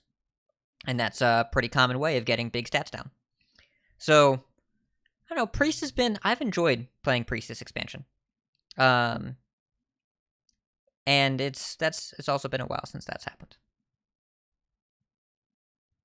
Yep, still a nope from me. Sethic is the dark side for me. You don't have to play I'm always Sethic. happy. So the quote unquote optimal list from Meaty has Sethic instead of wand makers, and then it still has Ysera at the top end. It's sort of like a hybrid between the older priests and the primordial protector priests, of course getting rid of the protectors. And it does seem really good. And yeah, my goal against them is glide and then have better top decks. Yeah, that sounds about right. So we'll be waiting to see how the nerfs develop next week, because we know for sure there's going to be something. We know it's going to be in the game next week, but we don't know what it is yet. They've generally changed to a much shorter turnaround on nerf windows, so usually patch notes Monday, patch Tuesday. I imagine it'll be something along those lines. Don't know for sure if that's going to be the exact timeline, but hopeful. It's probably too early for them to change anything in Battlegrounds as well, because that just came out. I don't know. Maybe I don't know. I think they might. I actually wonder if that was an intentional release cadence. Okay. You think they can move that fast? I guess with 1 or 2 days, they have the information they need. I think so, and to some extent the outcry. We'll have to see, but I would not be surprised to see a couple touches to Quillboars. Okay. Maybe trying to rein them in, a little bit of like a boar control. Yeah, exactly. Yeah. He may even be making them. Who knows? He is involved in final design. All right. Well, shall we talk about Rush Warrior? Let's do it. Let's go. Whoa, you're the most heavy metal thing I've ever seen!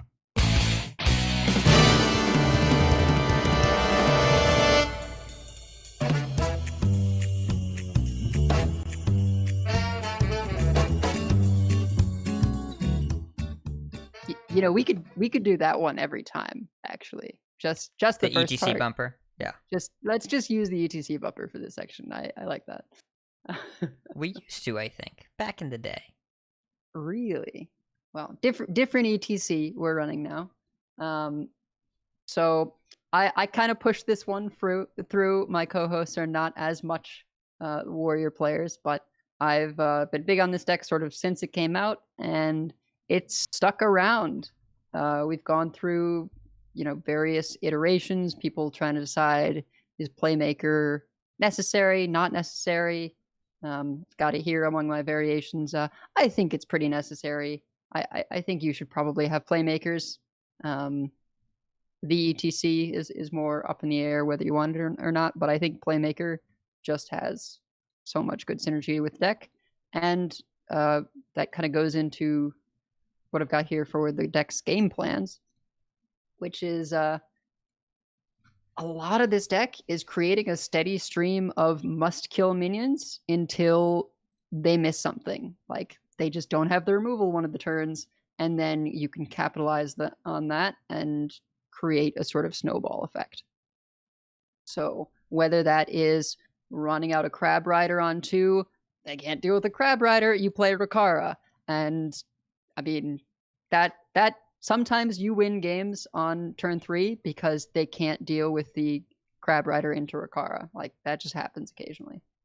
Yeah, though, of course, if you're a deck that can't deal with an early Crab Rider, you aren't in this format. So, like, decks are kind of built around that now. I mean, you'd think that, but there's games where you do it against decks that could have answers and they just don't. Like, it happens sometimes. And I think what's important is you still do it sometimes. 1, because you need to corrupt stage dive. And 2, because you have so many must-kill minions that they're gonna have to slip up eventually. And okay, if they are a super control deck and can deal with anything, you're gonna have a rough time. But that kind of brings you to the other game plan. So if you know you're up against something slower, you're gonna go more the route of just trying to assemble a bunch of cards in the early game. Still play Imprisoned Gun Argon 1, but you're gonna try and fill up your hand with maybe killing off a bumper car as you're corrupting stage dive. Take things a little slower rather than playing the parade leader on 2, and just build up to that turn 5 conditioning. And you play conditioning if you have it pretty much always on turn 5 with a good size hand, because you've got to start going in your mid-range turns to get to that point of Troublemaker on 8 being backbreaking, and then just Alex on a later turn to finish off your opponent. In terms of those must-kill minions I'm talking about, Crab Rider is really mostly a must-kill minion if it's been buffed. That can be off of stage dive, that can be off of conditioning. But if you're not running a Shield of Honor list, it's not threatening just as the 1/4 because you have no way to buff it. Hat mentioned a list running Nitro Boost Poison. That is a way to turn that around. But That's for the most atypical. part, yeah, for the most part, you kind of want to save your Crab Riders for the mid game in this deck, unless you've got the Rakara. Or even like if you can parade leader on 2, which comes up I think more often than you might expect, then you can get a Crab Rider down pretty early. Yeah, that is true.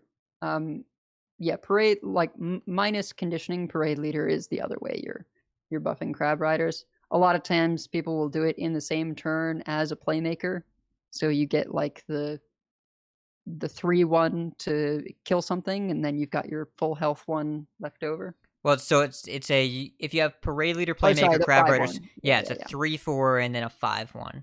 Because of how the buffing worked, it's pretty cool. Yeah. So your snowball minions, parade leader, which you mentioned, playmaker, summons an additional rush minion, but damaged and at 1 HP.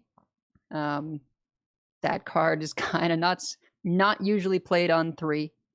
I think you'll play it a lot. The earliest you play it a lot of times is on 5 with the 2-mana rush minion.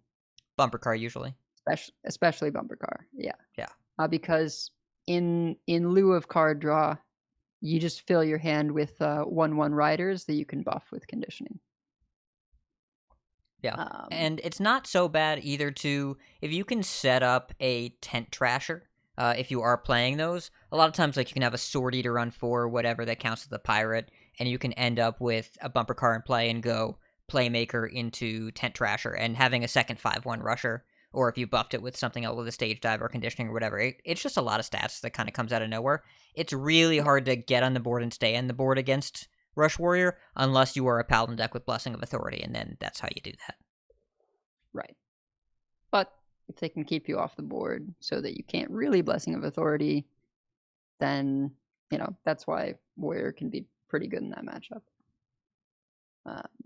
When we get to variations, the cards that I see changing around are ETC, not in every list. I like it just because it's another thing you can play on 2 to corrupt stage dive. You are by no means an ETC combo deck. So while it can add damage for you, usually you just use it to like get them in range of the Alex. It's that extra push that you need so you can rag them to death. But a lot of times I'll just play it on 2 to corrupt a stage dive. And there's a lot of minions that you'll hear me say that. Like pretty much any of the 2 drops, do not feel uncomfortable playing them on 2 to corrupt your stage dive. Because you really need stage dive corrupted. Shield of Honor, No Hands I think was the one that really kind of popularized running Shield of Honor in these lists. It can be good. It's a different play style. It's kind of harkens back to the Enraged Warriors that we were doing before.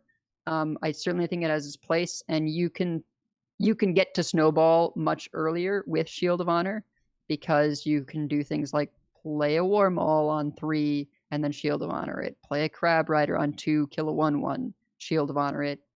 But I'm not as much of a fan of it personally because every non-minion you run in your deck is not getting buffed by conditioning. So it's, I don't know, it just doesn't feel right for the flavor of the deck for me. If you want to go that more aggressive style, Shield of Honor lets you really be aggressive and punish when they're not able to clear something. But I prefer to have as much minion density as possible to benefit from the hand buffs, because you also sometimes get an extra of the Overlord Runthak from athletic studies, and so having minion density for hand buffs is where I want to be. I like one cutting class. Yes, cutting class is like the deck is a lot about resource management, and so like you don't want, if you run double cutting class and you end up not drawing the weapon, then just your hand kind of feels awkward. And if you top deck a Gnarg on turn 4 or whatever when you're looking for a weapon, it's kind of a slap in the face. Like, all right, in 2 turns I'll be able to draw some cards. But I do like one cutting class for a little bit of momentum through the deck. Though Ringmaster Watley is really how you get most of your draw value. But a lot of it is about being smart with your resources. Sometimes that means playing the Parade Leader on 2, and other times that means not playing the Crab Rider on 2 and waiting for the buff and holding for the Playmaker. It's pretty tricky to optimize. It's pretty hard to do. I think that's very true. And it's going to be kind of like what you're seeing dependent in terms of what things are going to be better or worse. I like the one cutting class just because it gives you that little extra juice, but it's kind of more okay if it sits in the hand in the while while you wait for a weapon, as opposed to 2 of them sitting in the hand for a while you wait for a weapon. If you are running a weapon that is not the Gnargs and what's the pirate called? Sword Eater. Sword Eater. That weapon is Outrider's Axe, because Outrider's Axe draws cards, and more minions you have in your hand when you play conditioning, more stuff you're buffing, more buff, more good. I would not run Corsair Cache to find Outrider's Axe, because there's just not enough slots in the deck to do that. So, and it gets to be like too many things that you're needing to play at various times. And in particular with Imprisoned Gnarg and Sword Eater, it feels like you get your weapons most of the time. The draw from Outrider's Axe can be nice, but I sometimes find I'm taking too much damage just because of that thinking, like, oh, I gotta clear a minion with Outrider's Axe because I gotta draw my card. Yeah. Axe is for a different warrior deck, and we haven't really found it yet. But if you're already trading into minions with your rush minions, you don't need an axe. And if you're using that to draw cards at the expense of your life total when you're playing all these rush minions that are designed to keep your life total high, it's at odds with what the deck wants to do. It's a cool card, doesn't have a home yet. But I don't think that it really belongs in this list. Not in this meta. Tent Trasher is pretty cool. It gives you another dragon that you can hit besides Dragon Queen Alexstrasza. That being said, it's still kind of on the fence, because it means that sometimes you don't get your Alex off of Watley when you really need your Alex. I think 1 is pretty good. Gabby had 2. I feel not as great about that. I like the 1 cutting class, 1 Tent Trasher. Seems pretty decent to me. But there's an argument to be made for no Tent Trashers, just so you know Watley is going to hit Alex, because that's important. And then, yeah, I kind of mentioned Playmaker. You should be running Playmakers. We experimented for a bit with not running Playmakers. You should be running Playmakers. You need it just for the extra gas in the tank. Like, it's the only thing that matters. So what are you... And this sick interaction of Playmaker, Parade Leader, plus Rush Minions. Yeah. What are you usually mulliganing for? So in terms of mulligans, pretty much I always keep Imprisoned Gnarg, Stage Dive, and Parade Leader. Parade Leader just has great synergy and snowball. I like to be kind of aggressive, and unless I'm against something that's going to, soul shear it on 2, playing the Parade Leader on 2 is just like a pretty big threat. They don't really want that to stick around for fear of you're going to Crab Rider them, or, have a big Rakara, etc. Even, honestly, 3 attack on a bumper car is kind of a pain. So, Parade Leader is kind of that check to see what their removal situation is on 2, and I play it on 2 a lot of the time. I might throw athletic studies in here. I think I tend to always keep it. I'm not sure if that's right. I think if like you want to prioritize something like stage dive over athletic studies, I don't mind but studies. it's There are nice to have. there are games where it's worked out where by keeping studies on the coin, I've been able to more quickly get parade leader coin Samuro. And Yeah. that ends up being really, really powerful that early where you're able to have that 3 damage swing on turn 4 against decks with wider boards, which isn't always Yeah. the case, but like it's decent against rogues. It's obviously if you play against Token Druid, that's good against Token Druid. Nobody's playing Token Druid right now. It can be okay against Paladins, though it depends on which Paladin you're against, because if your coin isn't going to work, then that doesn't work. And if they're going to have tall minions instead of wide minions, or they're going to have a Nerubian egg, then that doesn't work either. But I found that that's come up more than I have expected. Yeah, for sure. Another way I've done it is like being able to play Maker plus Bumper Car that much earlier. Athletic studies, I just like the flexibility it gives you in terms of discounting your rush minions to play them earlier and get those synergies, since there's a lot of synergies. But you gotta make sure that you're plotting out your turns, because if you want to play a Bumper Car on 2 to corrupt your stage dive, you can't play athletic studies on turn 1. So I often will find myself holding the studies to do something more in the mid game. Yeah, like playing Runthok on 4 or stuff like that. Yeah, I can see that.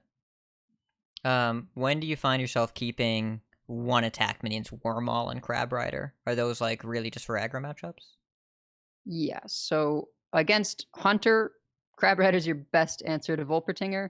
Often coining it out, it's just cleans them up quick, because Hunter can actually be a little tough for this deck if they just get in that early damage, and then they're able to get over the finish line with, piercing shots and the big trampling rhinos.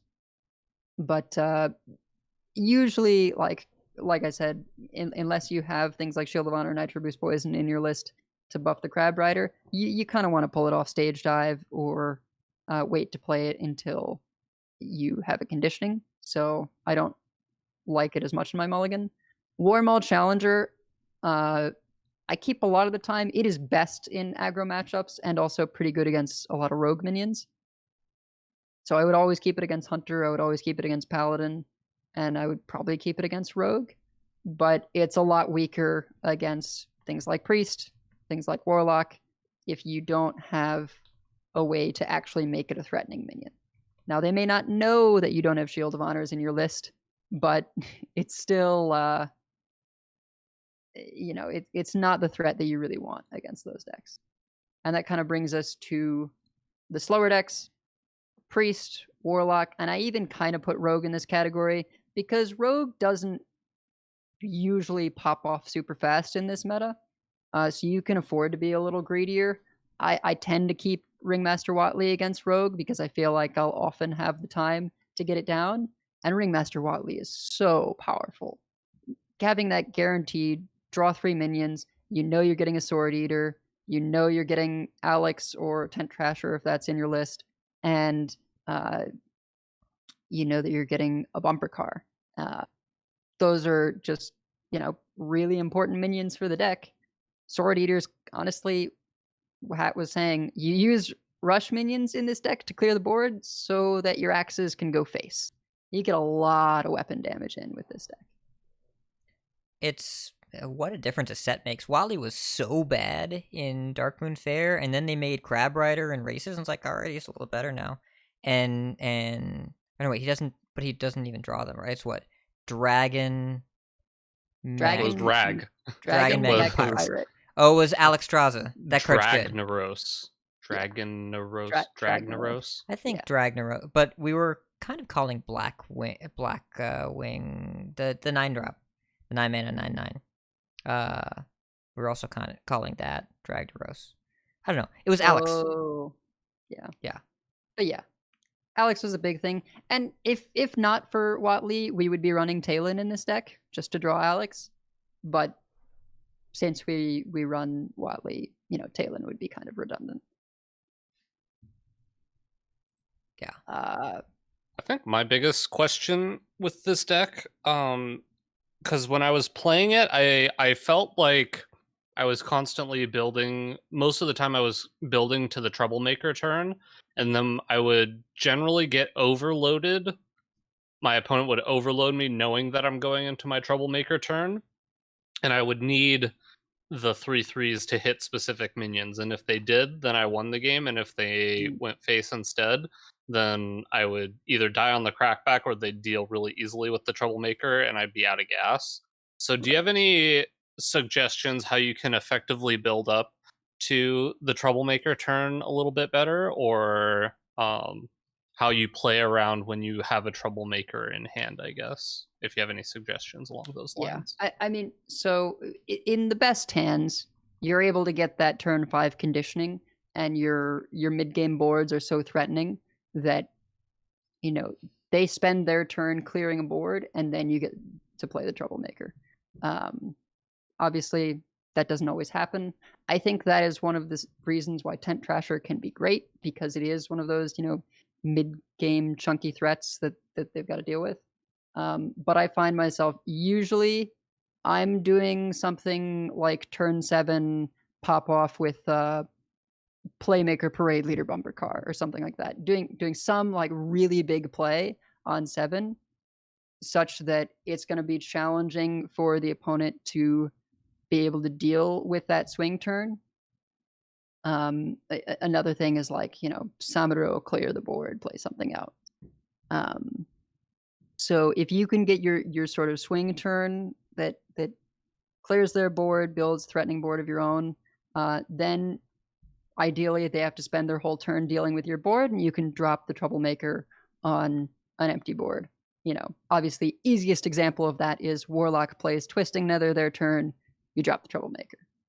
And you know, don't be afraid. If they play Militia and use all the 3/3s to run into your things, there's still a 5/5 in play. You can still play the Troublemaker. Like, that's still pretty decent. It's not as good, but like it's okay if one of the minions hits face and one doesn't. Especially if your Troublemaker got buffed, so it's an 8/10 instead of a 6/8. Yeah. One thing to be careful about, though.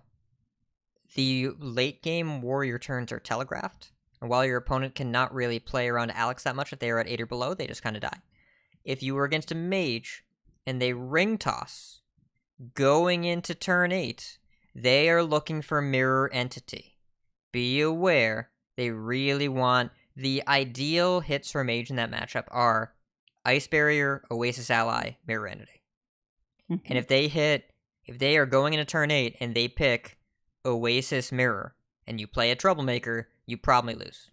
Probably lose the game. You really don't want that to happen. So be aware of that. That's not a good matchup in general, because Devolving Missiles kind of messes with your early game, and you know, usually they get a couple flows, run away with things before you're able to really put things in the way of Mask of Cthulhu. It doesn't feel like it should be a bad matchup for the Warrior, because usually things that can put stats in the way of Mask are better, but they just kind of have the right sort of removal to deal with you, and Devolving Missiles hurts a lot. Kinda. It's a 50% matchup. It's right on the line. So it's going to depend on your build and how you play it. But be careful about over-investing. And a lot of times that is a matchup where an early Crab Rider can do some damage because they have to use a full combustion to kill it. And you can make it like a good medium-sized board and get there, and then use Troublemaker into Alex's burn. That's usually what you want to do, and force them to have it. If they have the downtime on their turn 7 to do something and ring toss, then you are already a little bit behind. And you really want to make sure that you kill them before they burn your face. Yeah, absolutely. So we're mentioning how this deck has a lot of synergies. I'm just going to mark down the core ones. I mean, they're kind of obvious, right? It's a rush deck. The things say rush, get benefits, but obviously you've got Crab Rider getting buffed from Parade Leader or Rikara. And honestly, I just keep that 2 into 3 sometimes of Crab Rider into Rikara, because if they don't deal with it, they just die, and then you win the game on the spot. That sort of 1-2 punch is really great. Sometimes Athletic Studies on 1, Crab Rider on 2, Rikara on 3 as well. Warmaul Challenger plus Rakara, it can be tricky to get it to come up. Usually involves a discount from athletic studies. But yeah, the attacks from Warmaul Challenger count as So you get a attacks 1, for Rakara. and then a 2, 2, and then a 3. and then a 3. Yeah. It's an amazing feeling. Doesn't come up too much, but it's important to keep note of.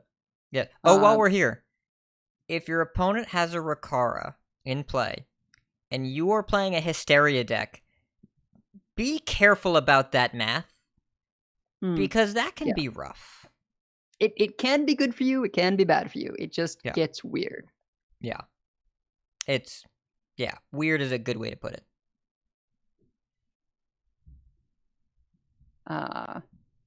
Playmaker plus bumper car, you get another 2 riders. You get 4 riders. Be careful about your hand size. There have been plenty of times where I did this play, and then I'm like, oh crap, I'm going to burn a card. It's not the worst deck in the world to burn a card with, but it always hurts to burn a card. Usually you do that into conditioning. You've got a bunch of 3/3s then. Very occasionally you'll do this and be able to make them 4/4s off conditioning, but usually if they're 4/4s, it's because of Overlord Runthok. Playmaker plus Parade Leader plus any rush. There's a cool thing that happens where the regular minion gets buffed by Parade Leader, and so it gets that +2 attack. And then the way that Playmaker reads, it summons a copy of it having that +2 attack, and then it gets another +2 from the Parade Leader.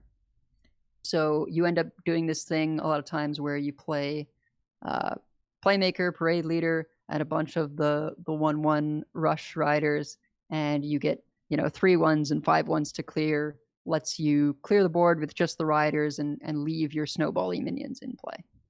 Yeah. And there are times as well... Order doesn't matter, right? Correct. Order does not matter. No, it does not matter in terms of playing them. Why doesn't it matter? Because they both say after.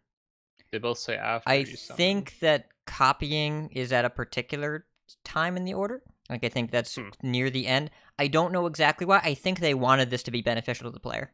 Like, I think they wanted you to be able to do this and have it be rad. And it is rad.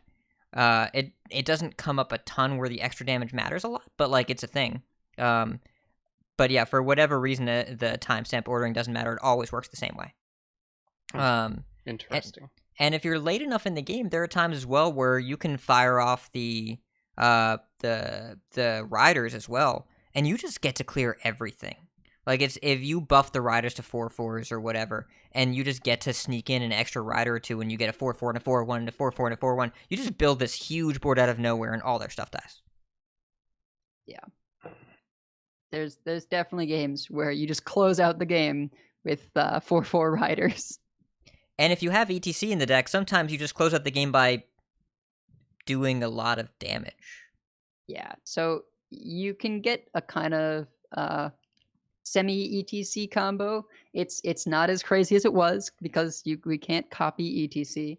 But if you are on 10 mana and you go ETC, Playmaker, Bumper Car, so you get your extra riders off the Bumper Car, you can play 3 of the riders for up to 16 damage off of the ETC. So this is kind of a burst potential without anything needing to actually hit face. They just need 8 HP worth in play to be able to do that 16 damage, which isn't a ton. And you can get an additional 4 if you have athletic studies discount going into the turn and they have 10 HP worth of things. Yeah, I think there's some value to trying. Do, like, part of this, but not all of it. Yeah, and I think there's some value to playing with ETC. Like, it's not the craziest inclusion, but also that means that you should make peace with sometimes you run it out on turn 2, and that's fine. Oh, absolutely. I run it out on 2, and I run it out just like as a 3/6 to go with my turn that I'm doing, right? Because once you've played conditioning, 3/6 is still a lot of stats for 2 mana. Doing that alongside a buffed Crab Rider or something is pretty good because they want to deal with both of those. Yep. So what are the matchups we're looking for? So I think we're pretty happy to see Paladin and Hunter. You're just going to focus on keeping the board clear. You know, you're going to be using your weapon to clear a lot more in this matchup rather than to go face. Because against Paladin, you're just trying to keep them from landing that Blessing of Authority without being prepared.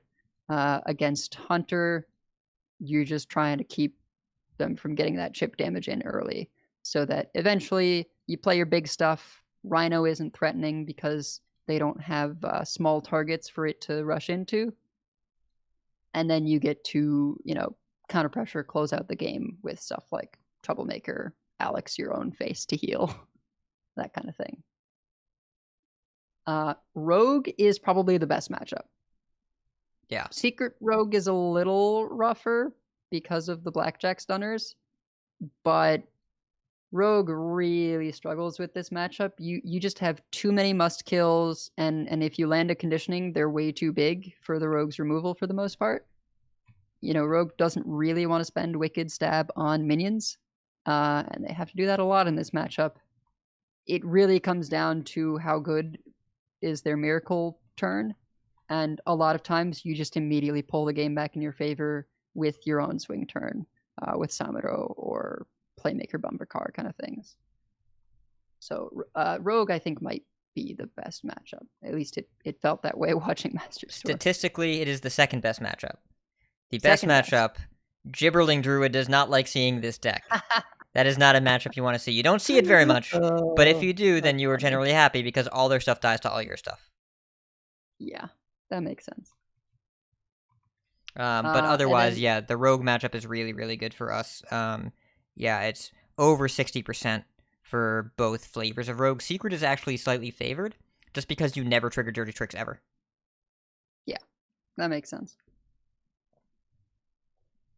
And then we have the bad matchup against Priest. I feel like Warlock is okay. They can get you with just enough removal, it happens.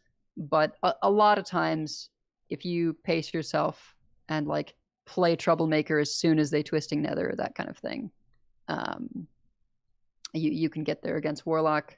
But it can come down sometimes to like Soul Fragment RNG. It feels like if you have to Troublemaker before the Twisting Nether, you lose, and if you get to Troublemaker after, then you win.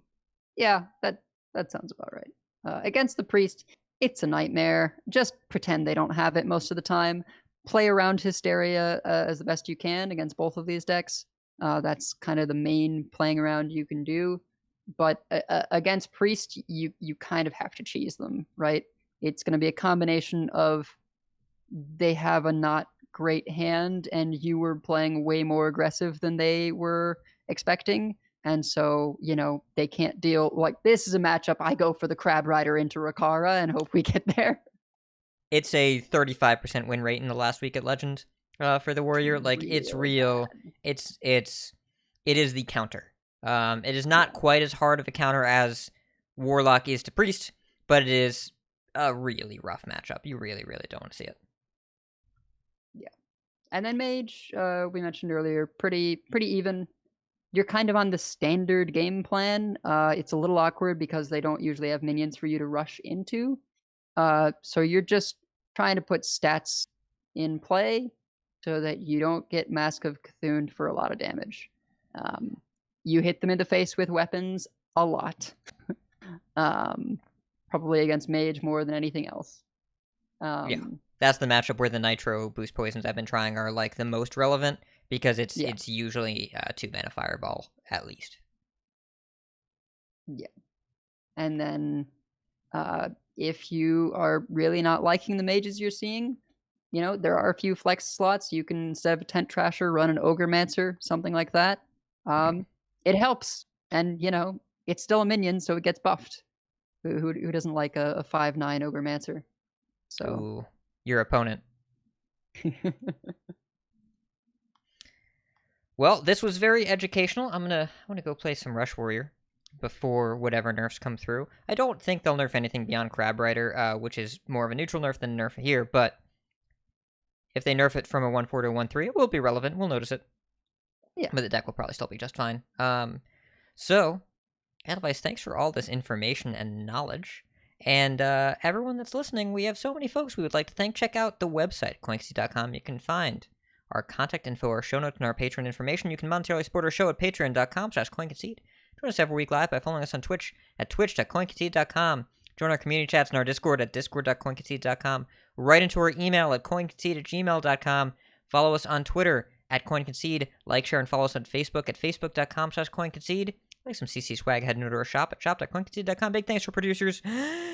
Number 3 Tenor Wizard, Doge DK, Proby1, Dr. Feast, Crash Cap, B Squatch, David, P Snowpack, and Taro, and Lucky. Also, big thanks to the subscribers during the episode: Gun Syndicate, Incrediplum, Razix, and Proby1 for the 5 gifted subs.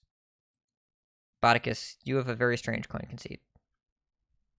Yeah, so I'm going to coin concede to my bed because I was house sitting for my parents for like a week, and sleeping in my own bed is very nice because it's not that they have a bad bed, but it's surprising just how much better it is to sleep in your own bed.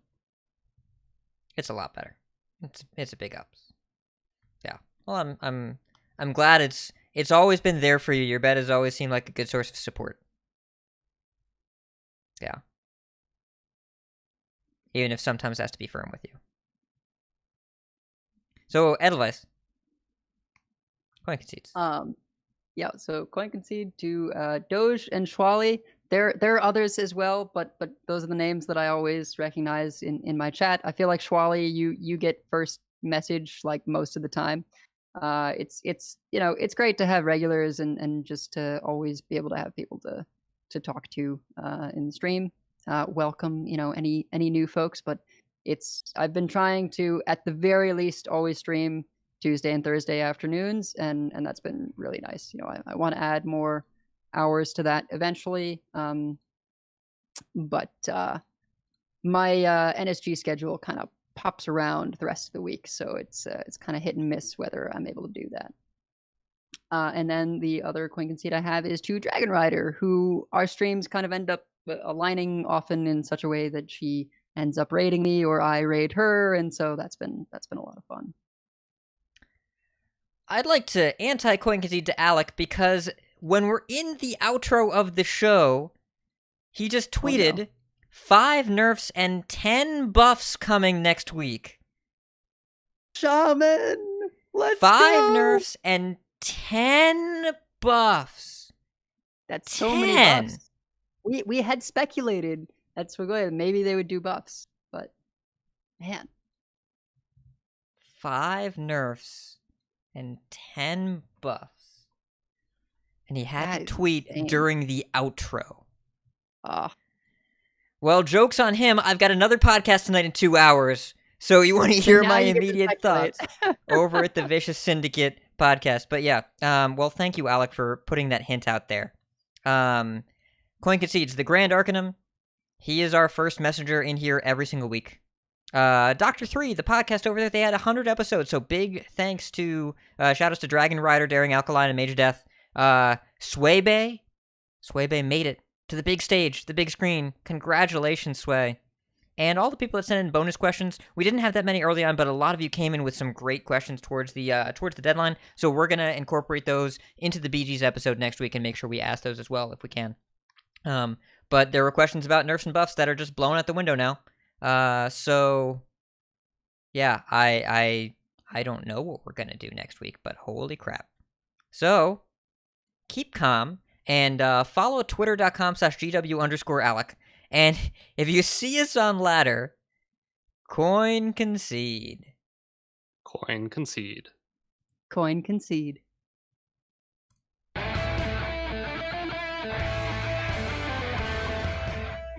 All right. Thanks, everyone. We'll be back next week. See y'all soon.